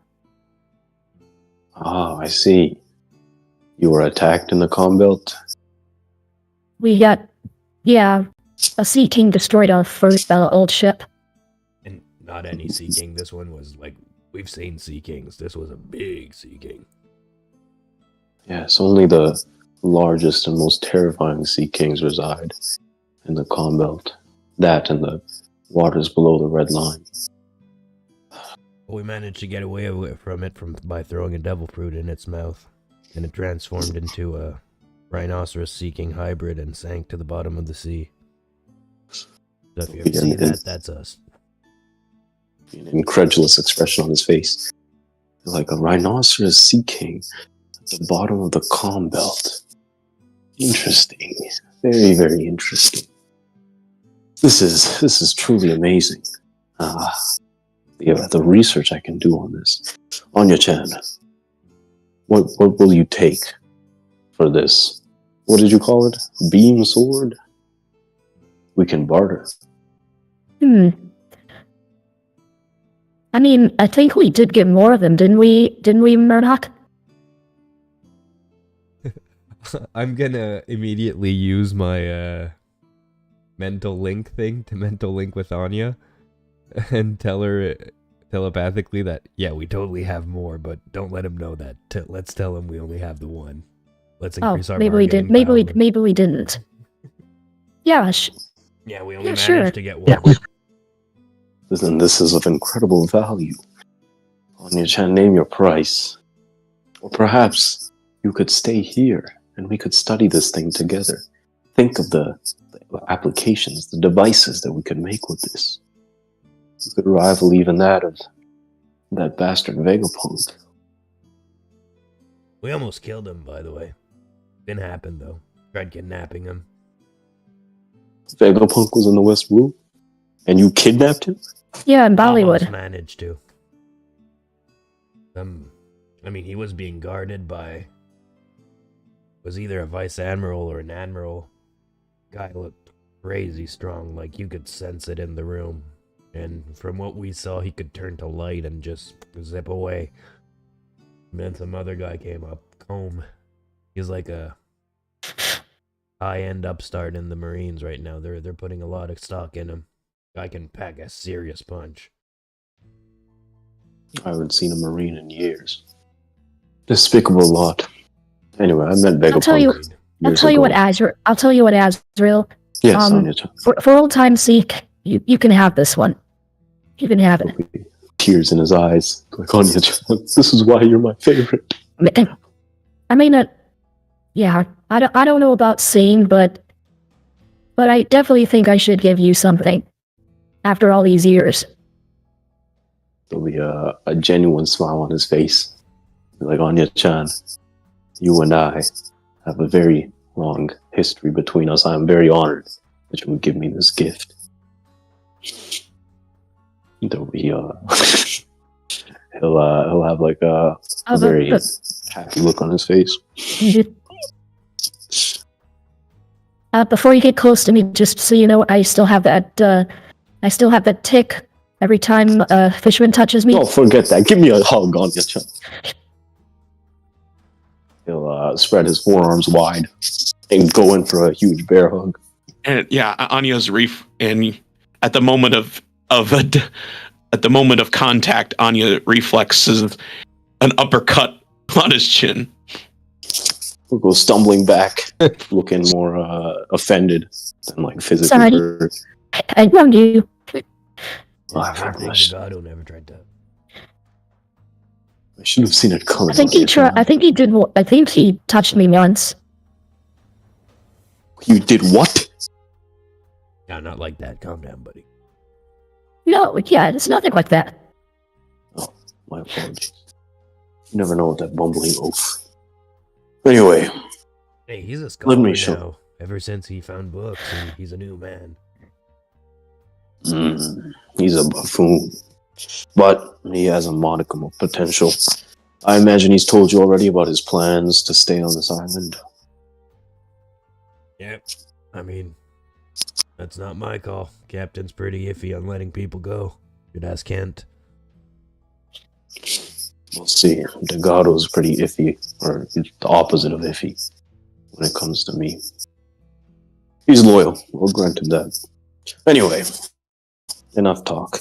Let me show you what else I have, and we can work on some stuff together. Onya-chan.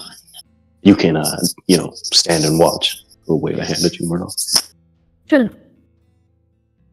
He'll start digging into his stores and grabbing some shit and start showing off more of his inventions. We'll cut to the guys outside. Legato will be guiding you guys to the back of the house, and he'll pull out the waivers. All right. Normally I just swim, but you guys can't swim as fast as me, so you can use these. You just put your foot on the right pedal there, and the thing will go forward. Wait, you can swim What? in the white horse? Yeah. It depends on where you're at. I can swim. I can swim. I know Anger can't. I can swim. Right, but these things are a lot faster, Captain. I'm pretty fast. No, these things are faster. Trust me. I've seen you swim. How fast are you? How fast are you? I'll beat you in a foot race. I can beat you in a swim race. Captain, come on. Captain, these things are faster. Says who? Says you. And you don't even know what it is. Two people. That says the two people that have experience with these, Captain. That don't mean anything to me. Okay, come on, Captain. Just please, man. Also, there's, eye sharks. There's, you don't want to get caught off guard. Oh, no. But we won't get caught in these fucking You cutting out, bro. Also, Captain. We gonna get caught in doohickeys. Talking louder is gonna fix your fucking connection. Doohickeys. Okay. It'll be like, alright, you know what? My hands are tied. He'll pull out the two of the waivers, look over at you, Born, and I'm assuming Ingrydd is there as well. Like, I'm assuming you two are taking these. Yep. Alright, follow me, little do. He'll be messing with the scuba suits and shit as he gets to the shore. And be like, oh, this wasn't here before. Is this a fresh grave? I don't know. Ingrydd will just look off to the side and whistle casually. Anyway. Yeah. He'll be like, all right, we go about a mile due north from here, and we'll see these shoals, little spots of land or sky cloud, some trees, kanashas growing and stuff. We're looking for the reefs. Dive down there and start collecting the dials. And if we find a good spot, we can dive even lower and collect some more dials, rare dials. He'll grab or I guess he'll have a big basket with all the suits. He'll kind of strap it to his back and just casually jump into the sea, the white sea. Born will hop on the waiver and say, remember, take it slow at first. They take a bit to get used to. And then turns it on and jumps into the clouds with it. Born wields it like an expert. I haven't used them before. He takes off, reading into the white sea. This thing has a 60 feet movement speed. And you can, I guess, stash with it a number of times. I'll figure that out later. But yeah, Ingrydd and Yiga, you guys are the only ones left on the island. What are you doing? Yeah, I'm gonna slap that bitch in the water or in the cloud, hop on, and try and head after Born. Alright. Do you have proficiency in sky vehicles? No. Alright, then give me a flat dexterity check. DC Alright. 17.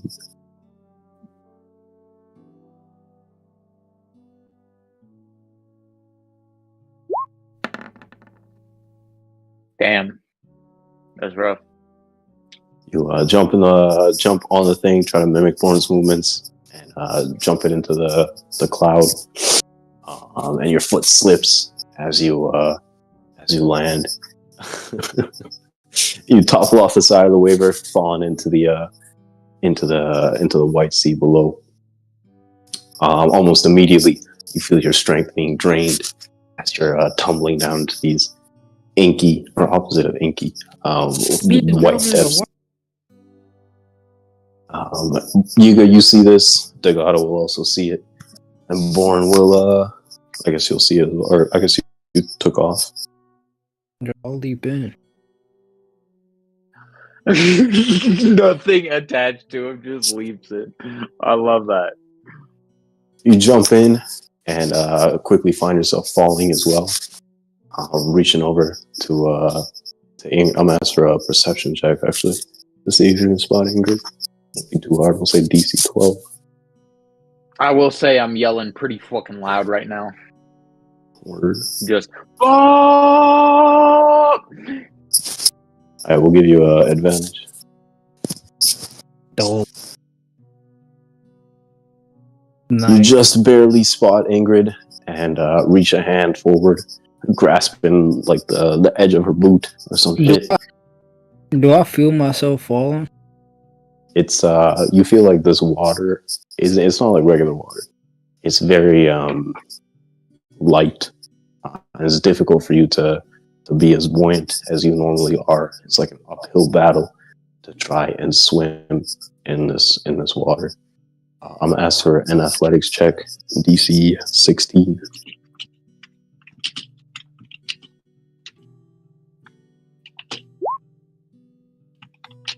But you are as strong as you are foolhardy, and you're treading water, paddling as quick as you can, Ingrydd in tow.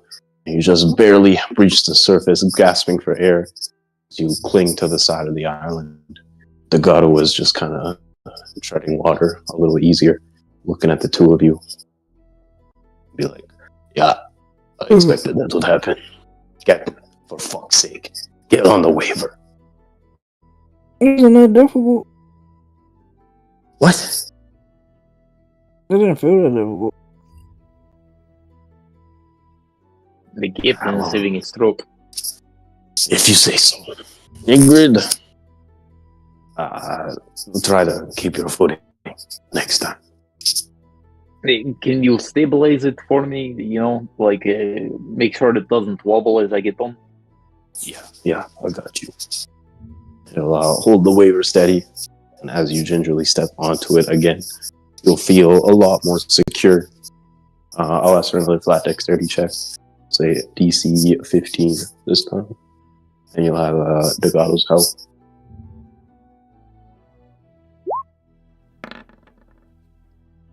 Let's go. Nice. You step on the waiver, and you feel a little bit more confident now. Quickly picking up steam as you cart it off into the horizon. Beyond. Born has already disappeared. The god will turn to look at Yiga and be like, alright, Captain. You sure you don't want me to carry you? Oh, no, just in case. Yeah. You know, it makes men push themselves to the limit. For the water, they never. He'll start to swim alongside you. Yeah, you're keeping pace, but it's definitely a little bit taxing to swim in these strange seas. The Gato seems accustomed to it, though. And you would surmise that after spending some time in the White Sea, he's got it on lock. As he's swimming, he'll have this pensive look on his face. He's like, Captain, I spoke to Azrael. I asked him formally if I could stay on the island. And he accepted under the condition that I protect his son. Yeah. I know we haven't sailed together long. We've been through a lot together. And, I don't see eye to eye with everyone on the crew. But I've always had a healthy respect for you. And, it pains me to say it, but I think this is where we split ways, Captain. Yeah, no worries.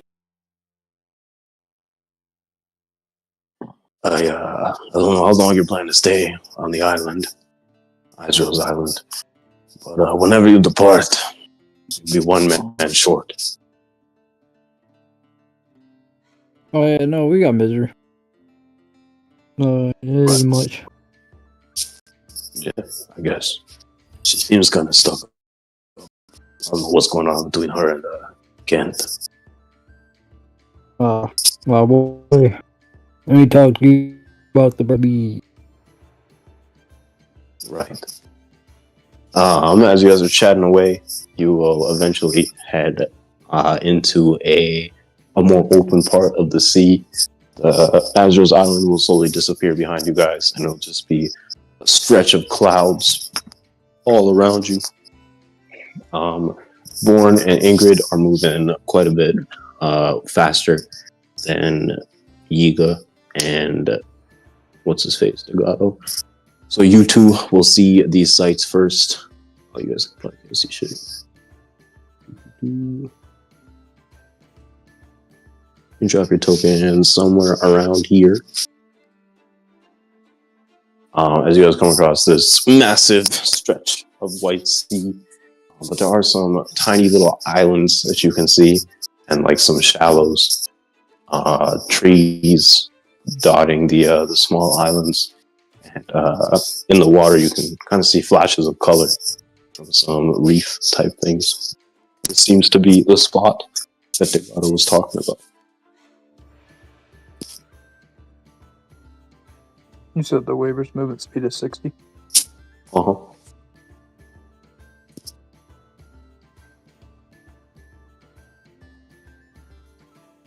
I'm just gonna try and tail right behind Sky. Probably knows the safe path.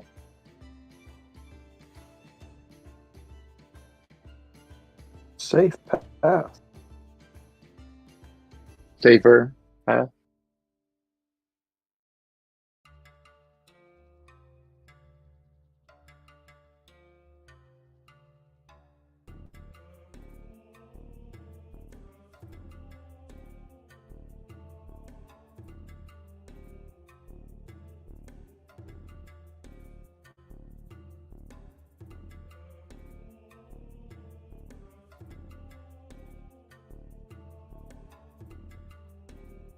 You guys push up to a tiny little island. You can see some shallows around and a singular palm tree. Is this scaling right? Feels kind of tree feels kind of small. Oh, whatever. But yeah, there's some shallows around, and you see like starfish and some coral and some shells scattered all around. This looks to be the prime location for trying to grab some dials. And if you want to do so, have you make a investigation or perception, or I guess survival check. DC 17.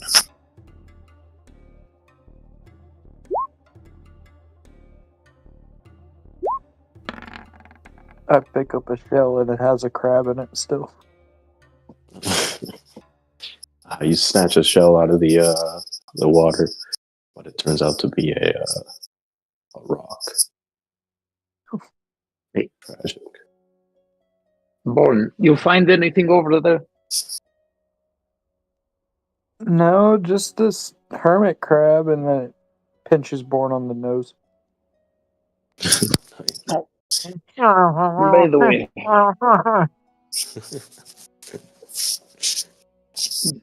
I saw something funny in my sleep last night.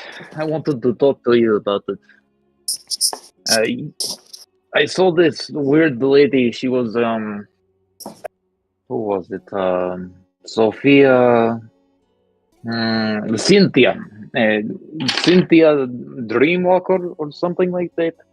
She said she knew you, but I didn't like her vibes. What do you know anything? Yeah. You said she was a dreamwalker and you saw her in your dreams? That's what she said. It seemed like she was lost though. I talked with someone, I never got her name, but she said she was a dreamwalker. And then whenever we had Leadberry, we had his journal and we're talking with him. He had mentioned the captain of the Drowsy Pirates was a dreamwalker. Drowsy Pirates. She mentioned she was a captain of a pirate crew, or at least that she was on one. But she offered me a deal. I, of course, didn't take it, but it was quite strange. Did you get the same offer? Yeah, I didn't know she was giving it out to everyone. Oh, you thought you were special. Yeah. What did she ask of you in return? I don't really remember. It was weird. There were animals in a forest. I gave some food. They disappeared. Something else showed up. It disappeared. And then she showed up, asked me a few questions, asked me what I wanted. I said the strength. And then she left. And did you accept? Well, yeah, that's why she asked what I wanted. You accepted? Yeah? What exactly have you gotten in return? What did you promise her? I don't remember. Remind me not to take out a loan with you. Alright?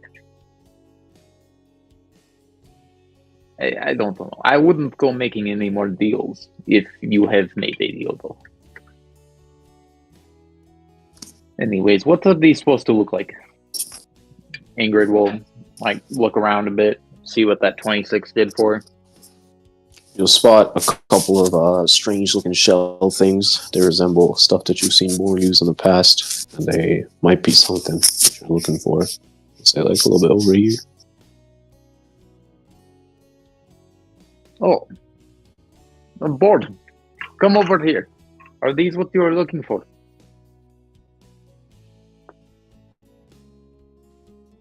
These don't look like dials to me.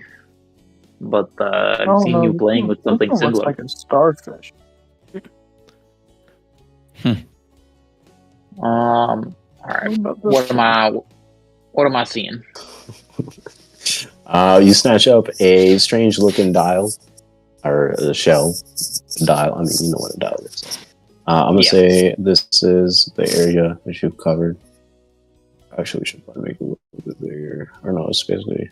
Yeah, that's fine. Roll me a 1d100. /R 1d100. Oh, I wasn't in the search bar.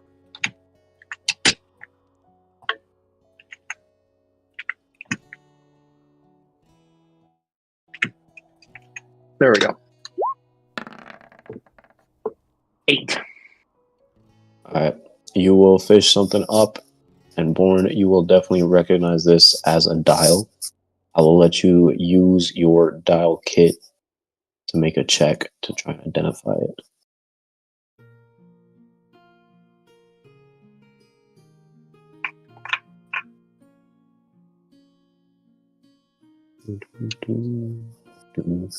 You make a DC 15 check. So it would be the intelligence to identify it.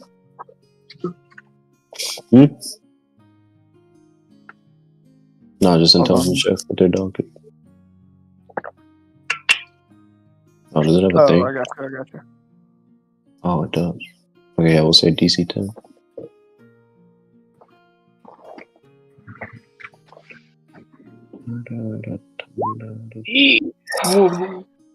Alright. You recognize this as a axe dial. It can be used to cast the creation inflict wounds. At the first level, right? The first level. And it has, I guess, let me see the quality. Yeah, it has 2 charges. You can tell this one's kind of a shittier dial. But you can upcast inflict wounds by using the things accordingly. So all in all, it's just something that you can use, or you would recognize it, the axe style, obviously, as a pretty good combat tool. I've definitely seen better axe styles, though. This one is, they call it an axe style. I guess it's supposed to resemble getting slashed with an axe, but this one only looks like it has 2 uses left. You might be able to I can make someone get look it back like they up have to been 3. slashed with an axe. Well, if you can make something of it, here you go. Well, Hand it over and keep it pushing. All right. You come in, board? Yeah. Okay. So you guys keep moving. I'm gonna cut over to the other guys.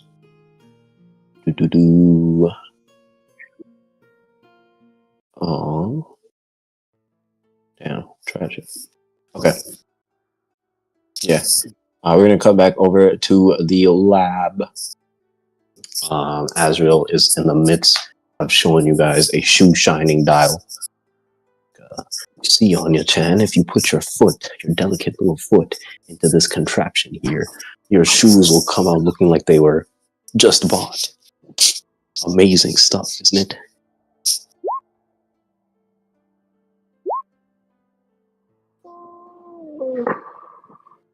I can tell by your silence that you're enamored and fascinated. Is this thing on? Am I talking to myself? I Yeah. don't know if Lucas did. I'm here. Any responses?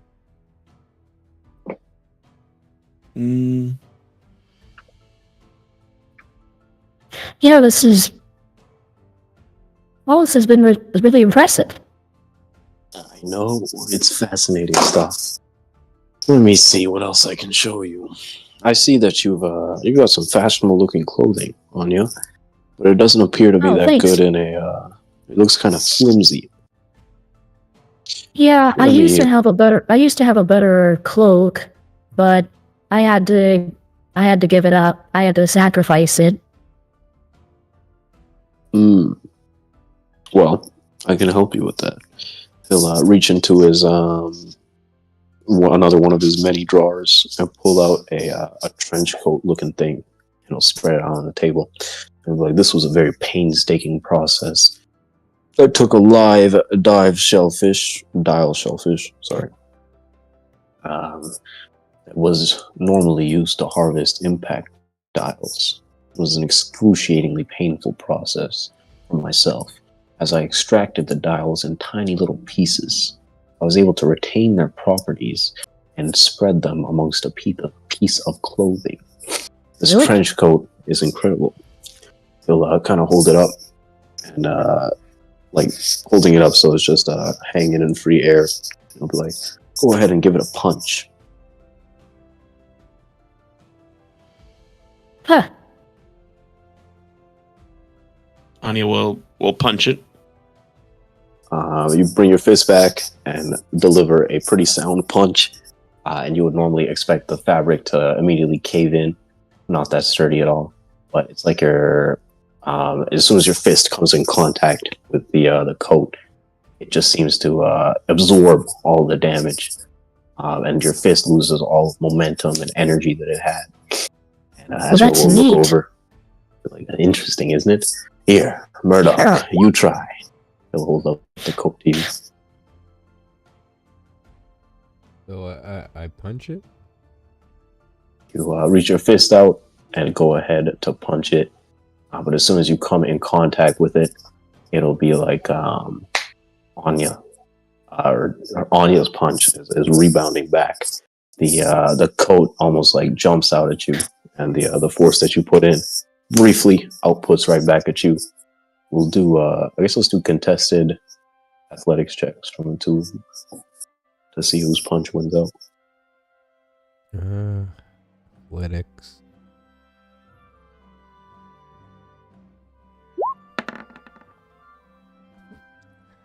I didn't put my heart into it. Lucas? Okay, athletics. All right.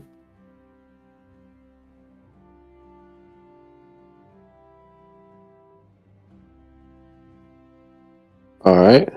Wanna roll that in public? Switch off 2 GM? How did I get on GM?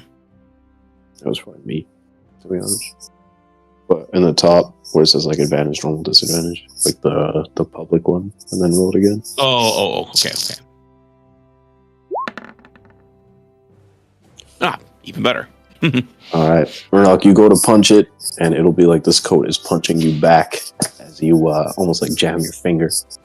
You pull it back, wincing a little bit, and Azrael will give you a toothy grin over the coat. Be like, fascinating, isn't it? Of course, it's not really mass producible. The technology isn't quite there. The manufacturing process is far too cumbersome. I definitely want to refine it in the future, but I do have this prototype that I have no use for. Onya, perhaps you would like a new coat? I mean, are you okay with putting it with? Of course, Onya-chan, anything for you. I would be honored if you wore it. He'll look. Oh yeah, if you want me to, then yeah, that is. Thank you. He'll look incredibly jubilant as he hands over the coat. He'll be like, the two of us. If you decided to stay with me, Onya-chan, we could come up with all kinds of devices and progressions just like this. Imagine that we would have no limit. Anything that we want, we could come up with. Even though I have to go soon, I'll definitely keep it in mind. Only you didn't have to go. Murdoch. Yeah. Yeah, what? Nothing. You told me earlier that you were getting better with that devil fruit of yours. Would you mind telling me some more about it? Devil fruits are a fascinating area of study for me. I've never eaten one myself, but I've come across with my fair share of interesting powers. Yeah, let me give you an idea how this works. Look at me in the eyes and don't break. I never have.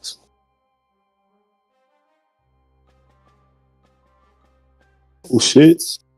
New art? Let's go and zoom in on that. Murdoch, you adopt your terrifying hybrid form, and Azure will stare at you for a few seconds before he'll kind of wince and look away. Just about now. That is fascinating. Terrifying, but fascinating. What exactly is it? Well, I can see it's a lion, but it doesn't seem to be any regular thing. No, from what I've understood, it's been close to what? 13 years, something like that I've eaten this. For the longest time, I just figured it was a lion, but turns out there's a bit more to it. And that's where all the Deimos and Phobos stuff comes in. I literally have Phobos hanging out in my head. I think it came from the fruit. Excuse me, you have a being in your head? I've never heard of the name Phobos. Yep. Don't know if don't know if God is the appropriate term. It's the one he uses for himself, but at the very least, an entity that represents fear. I see. I've heard about these, actually. They're known as mythical Zoan fruits. Fruits that are modeled after creatures and things that shouldn't exist. Yeah. You're not the first that uses that term to qualify it. Definitely, it's a Zoan, but it kind of breaks the norms of the three fruit families that we know of. Yes. Mythical Zoan fruits are perhaps the most rare in the world. Even more than Logias. But they have incredibly fascinating properties. In fact, I heard a story once about the sun god. Are the two of you familiar? Sun god. Sun god? I don't think I've ever heard that one. I'm surprised you haven't. The slaves pass around that story. Anyway, they say it's the god of liberation and freedom, and that one day a warrior will come, wielding its powers. A whole bunch of hoopla, if you ask me. But it does spark something in my mind. Does sound what the freedom fighters are fighting for, so I can get behind that. No, does that organization still exist? Yeah, it's actually getting bigger. Interesting. I wonder if they need some weapon supplies. Anyway, look at this. And he'll produce a kind of like an old school boombox. Like, this is one of my newest inventions. I call it the Dream Dial Machine.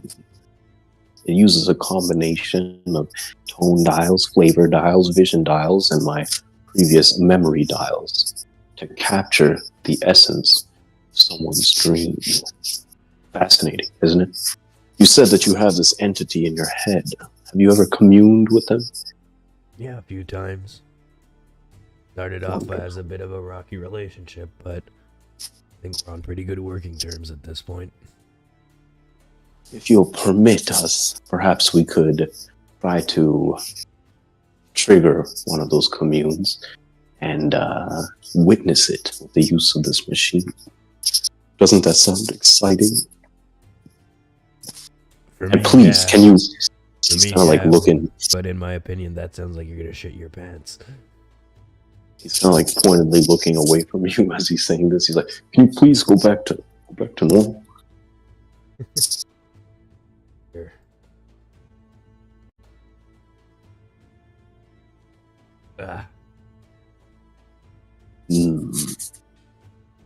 I think that we can withstand it. Come on, Onya. Perhaps we can see what Murdoch truly is. And he'll have this smile on his face. Perhaps what you find may want you to distance yourself from him. Yeah, some of the others have appeared in there, but I don't think I have yet. Wonderful. What do you say, Murdoch? Should we do some head diving? Some dream diving? Just give me a sec here. And I kind of turn around and close my eyes and... You okay with this, big guy? You mind other people seeing you? You hear like a, like the MGM lion roar. You hear that? It sounds relatively affirmative. Yeah, I'll take that as a yes. Yeah, I think he's cool with it. Limited how much I can communicate like this, but when there's pressing stuff, he lets me feel it. Wonderful. Do you need to be in a unconscious state for it to work? Yeah, I used to have to use supplements, but the last few times I was able to just meditate towards it. Interesting. Well, let me just set this up. Kind of get to work connecting the boombox device to the generator in the back with some wires and some cables. And then he'll withdraw 3 pairs of headsets from within the boombox. Where the ear muff parts would be is instead like dials. And I'll offer one to you, one to Onya. I'll put a pair over his head and be like, all right, we should be connected. Anything that you see, we shall see. This is terribly exciting. Onya, do you have your notebook ready? Yeah. Oh, yeah, I do. Wonderful. Let's dive right into it, shall we? Let's go. I guess I'll just hunch myself on top of the table, cross my legs, kind of focus slowly, cut myself off from everything around. You'll hear Azrael muttering to himself. He's like, look at that, Onya. It's almost like he's praying. Fascinating. I've seen poses like this before. Buddhist scriptures. Perhaps there's some connection. What do you think? I open just one eye. Meditating, not praying. We don't do the praying shit. See. And I refocus. Alright, give me a religion check. DC 18. Wisdom check for me too, or just him? Just him. Religion check. Okay. This is gonna be hard. That is not good.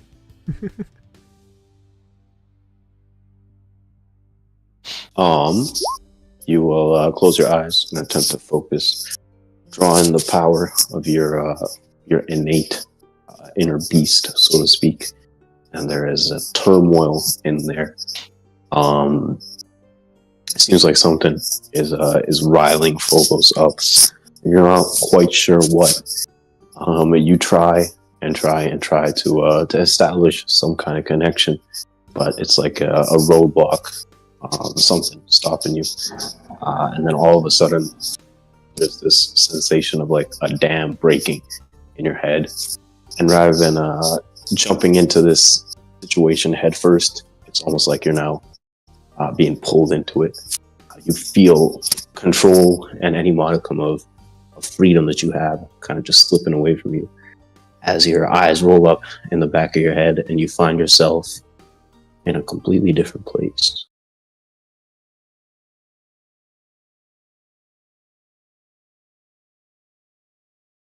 You find yourself in a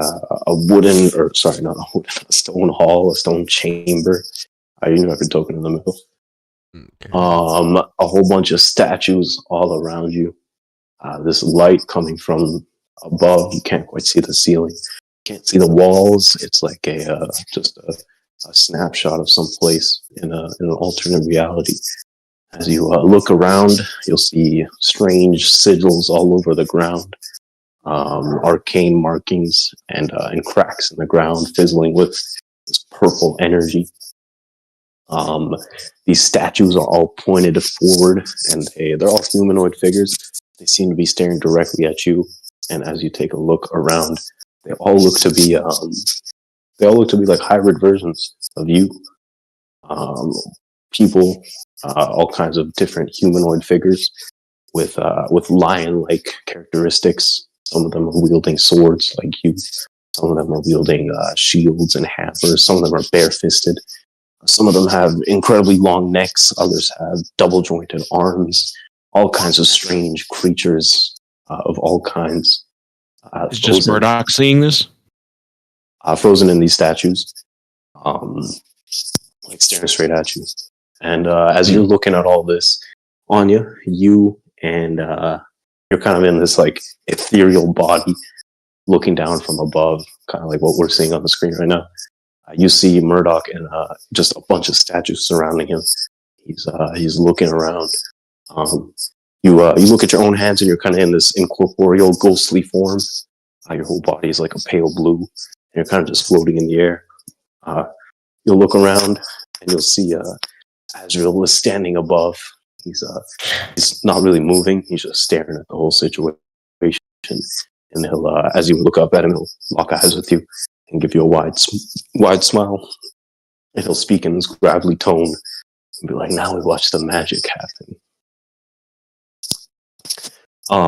Speaking of Murdoch, you see all these statues around you. See no signs of Onya or Azrael. What would you like to do? I look around. Well, first time in this room. Unless you redecorated. Guessing these are the previous hosts. There's like this slight tremor that goes around the room, like a minor earthquake. It almost sounds like the rumblings of laughter. And you'll see one of the statues, a humanoid-looking figure, wielding double scimitars, two-edged scimitars. They've got like this tribal getup. And they've got, obviously, the lion mane on their face. It'll open its eyes, and they'll be shining with this insidious purple light. It'll open its mouth, stone, moving when it shouldn't, and speak in a gravelly tone. A good guess. "We meet again, Lionel Murdoch. What brings you to me?" Well, aside the other guy that wanted to see what was going on when we did this, I actually think I have some info that might interest you. Impudent upstart. You speak to me as if we're equals, Murdoch, but you have yet to advance. All this time spent dawdling around in the West Blue. You have dreams to chase, people to kill, and what are you doing? Wasting your time. the statue will suddenly lunge forward, bringing down its scimitars on your head. Make an attack roll. Can you do anything with the 20? I actually can. I'm gonna use my observation hockey points and fuck, I can't remember how much it is though. Click the token and then top left.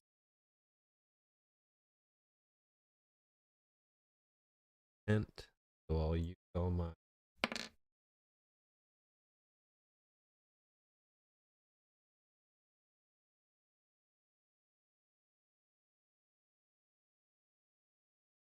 the observation one that increases my AC by 5. What? We'll let it fly. The thing swings down, double scimitars at your head, but you, in a quick burst of movement, kind of duck out of the way, and the statue collapses onto the floor. Another one, coming from a place that you can't quite see, starts speaking. His voice echoing out in the darkness. He'll be like, well, maybe you might be getting a little bit stronger, but you're wasting your talents, Murdoch. What do you have to say for yourself? I've been working to try to help you. That fight just yesterday, when I hit the rock, I think it was called. Did you feel how I fed you his fear? Yes. Yes. It was exhilarating.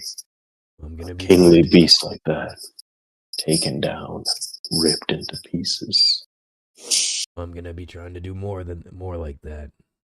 Someone tried to warn me against your influence, but as I've told you before, my goal is to make this thing work. Yes. And we are aiming for the Grand Line. After I took down the host of Deimos, we learned a bit more. And it seems like a place on the Grand Line, Kuragaina Island, is where the actual Deimos will be reborn. Believe me, I want to be there when that happens. There'll be like a thunder crack echoing through the air as you mention the name Deimos, and the whole room will like shake, and this thing will roar. It'll be like, do not mention the name Deimos to me. I commanded you to kill it, but its spirit lives on. I can feel it. My foolish brother is festering in the shadows, waiting for his opportunity. You've done well, Murdoch, in ignoring the cries of the people that tell you to scorn me. You are my champion. You are the strongest. You have the most potential out of all of my despicable hosts up until this point. I look Awaken my power. Look around the room. Well, given the amount of statues, I'll take that as quite the compliment. They fought wars. They conquered. They ruled. But none of them left a lasting legacy. That is what you're chasing, Murdoch. Something that withstands the test of time. Eternal domination. That is what we are. Awaken my powers, Murdoch. Do better. Aye. Speaking of which, if it isn't too much to probe you a bit more, you have any history here in the Sky Islands? I've heard them mention the Scourge that is your brother and some other guy, and Yalios. Sorry in advance if you don't like that name. There'll be an even louder thunder crack. It'll be like, do not mention that name to me either. Wherever there is war, I am there, Murdoch. The bloodiest conflicts in history were at my hand. The sky, I bathed it red. It's been eons since then. But perhaps you can take what was once there. The spirits of the conquered, those that stand, or those that lived atop the red line. The Lunarians, yes, I remember them now. They were powerful, but they weren't powerful enough. Although they have something left. Go there, feed upon their souls, and you will grow even stronger. Yes, that is the next step to eternal domination. Atop the Grand Line? The red line, you fool! Okay. Noted. That's the next step then. Last thing before I let you. Honestly, I like what you did. Statues really tie the room around. You have a sister? It'll be the loudest thundercrack. Hey, yo. And what's his face? Phobos will basically flip his rocker. You'll see huge chunks of stone start to rain down from the ceiling, and there'll be a visceral, rabid tone in his voice, almost, and you're very accustomed to feeling this, a very present sense of fear in his voice, as he's like, Harmonia, do not mention that name to me. And before you can really do anything, there'll be chunks of stone raining down, the statues being crushed, and the last thing you see is this impossibly huge boulder falling upon you. You awaken with a start in the kind of like sprawled out over the table that you were meditating on. You're in this like cold sweat, and Azrael and Onya are just staring at you with wide eyes. Wait, that thing in you all along? Yeah, that's what I have to deal with on the daily, yeah. He was in a bad mood, particularly this time, though. Wow. Azrael will be, you can see that there's like a bunch of gears shifting in his head, and he'll be like, Lunarians? Wars? A deity this powerful? This is unprecedented. Yeah, things that could be harnessed. So the black-winged sky people that Victarion was mentioning, I'm assuming that's the Lunarians then? I would surmise so. I've heard about them. They lived on top of the red line until the world nobles came and kicked them out. I don't know what became of them, but I believe that they've gone extinct. Hating the world nobles, I gotta commune with their souls. Yeah, I can get behind that. You plan to head there? It's like this hungry light in his eyes. Of course. More fun. He'll smile and be like, agreed. Mm. The only thing that I'm puzzled about is hate her? Does he really, really like her? Like, that was hard to read. Maybe he has a sister complex. I've heard about those. Careful, Never I can had it still myself. partially hear you, so.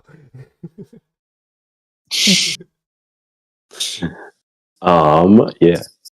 Azrael will turn around, like pacing back and forth, muttering to himself, thinking about all the things that could be done with this.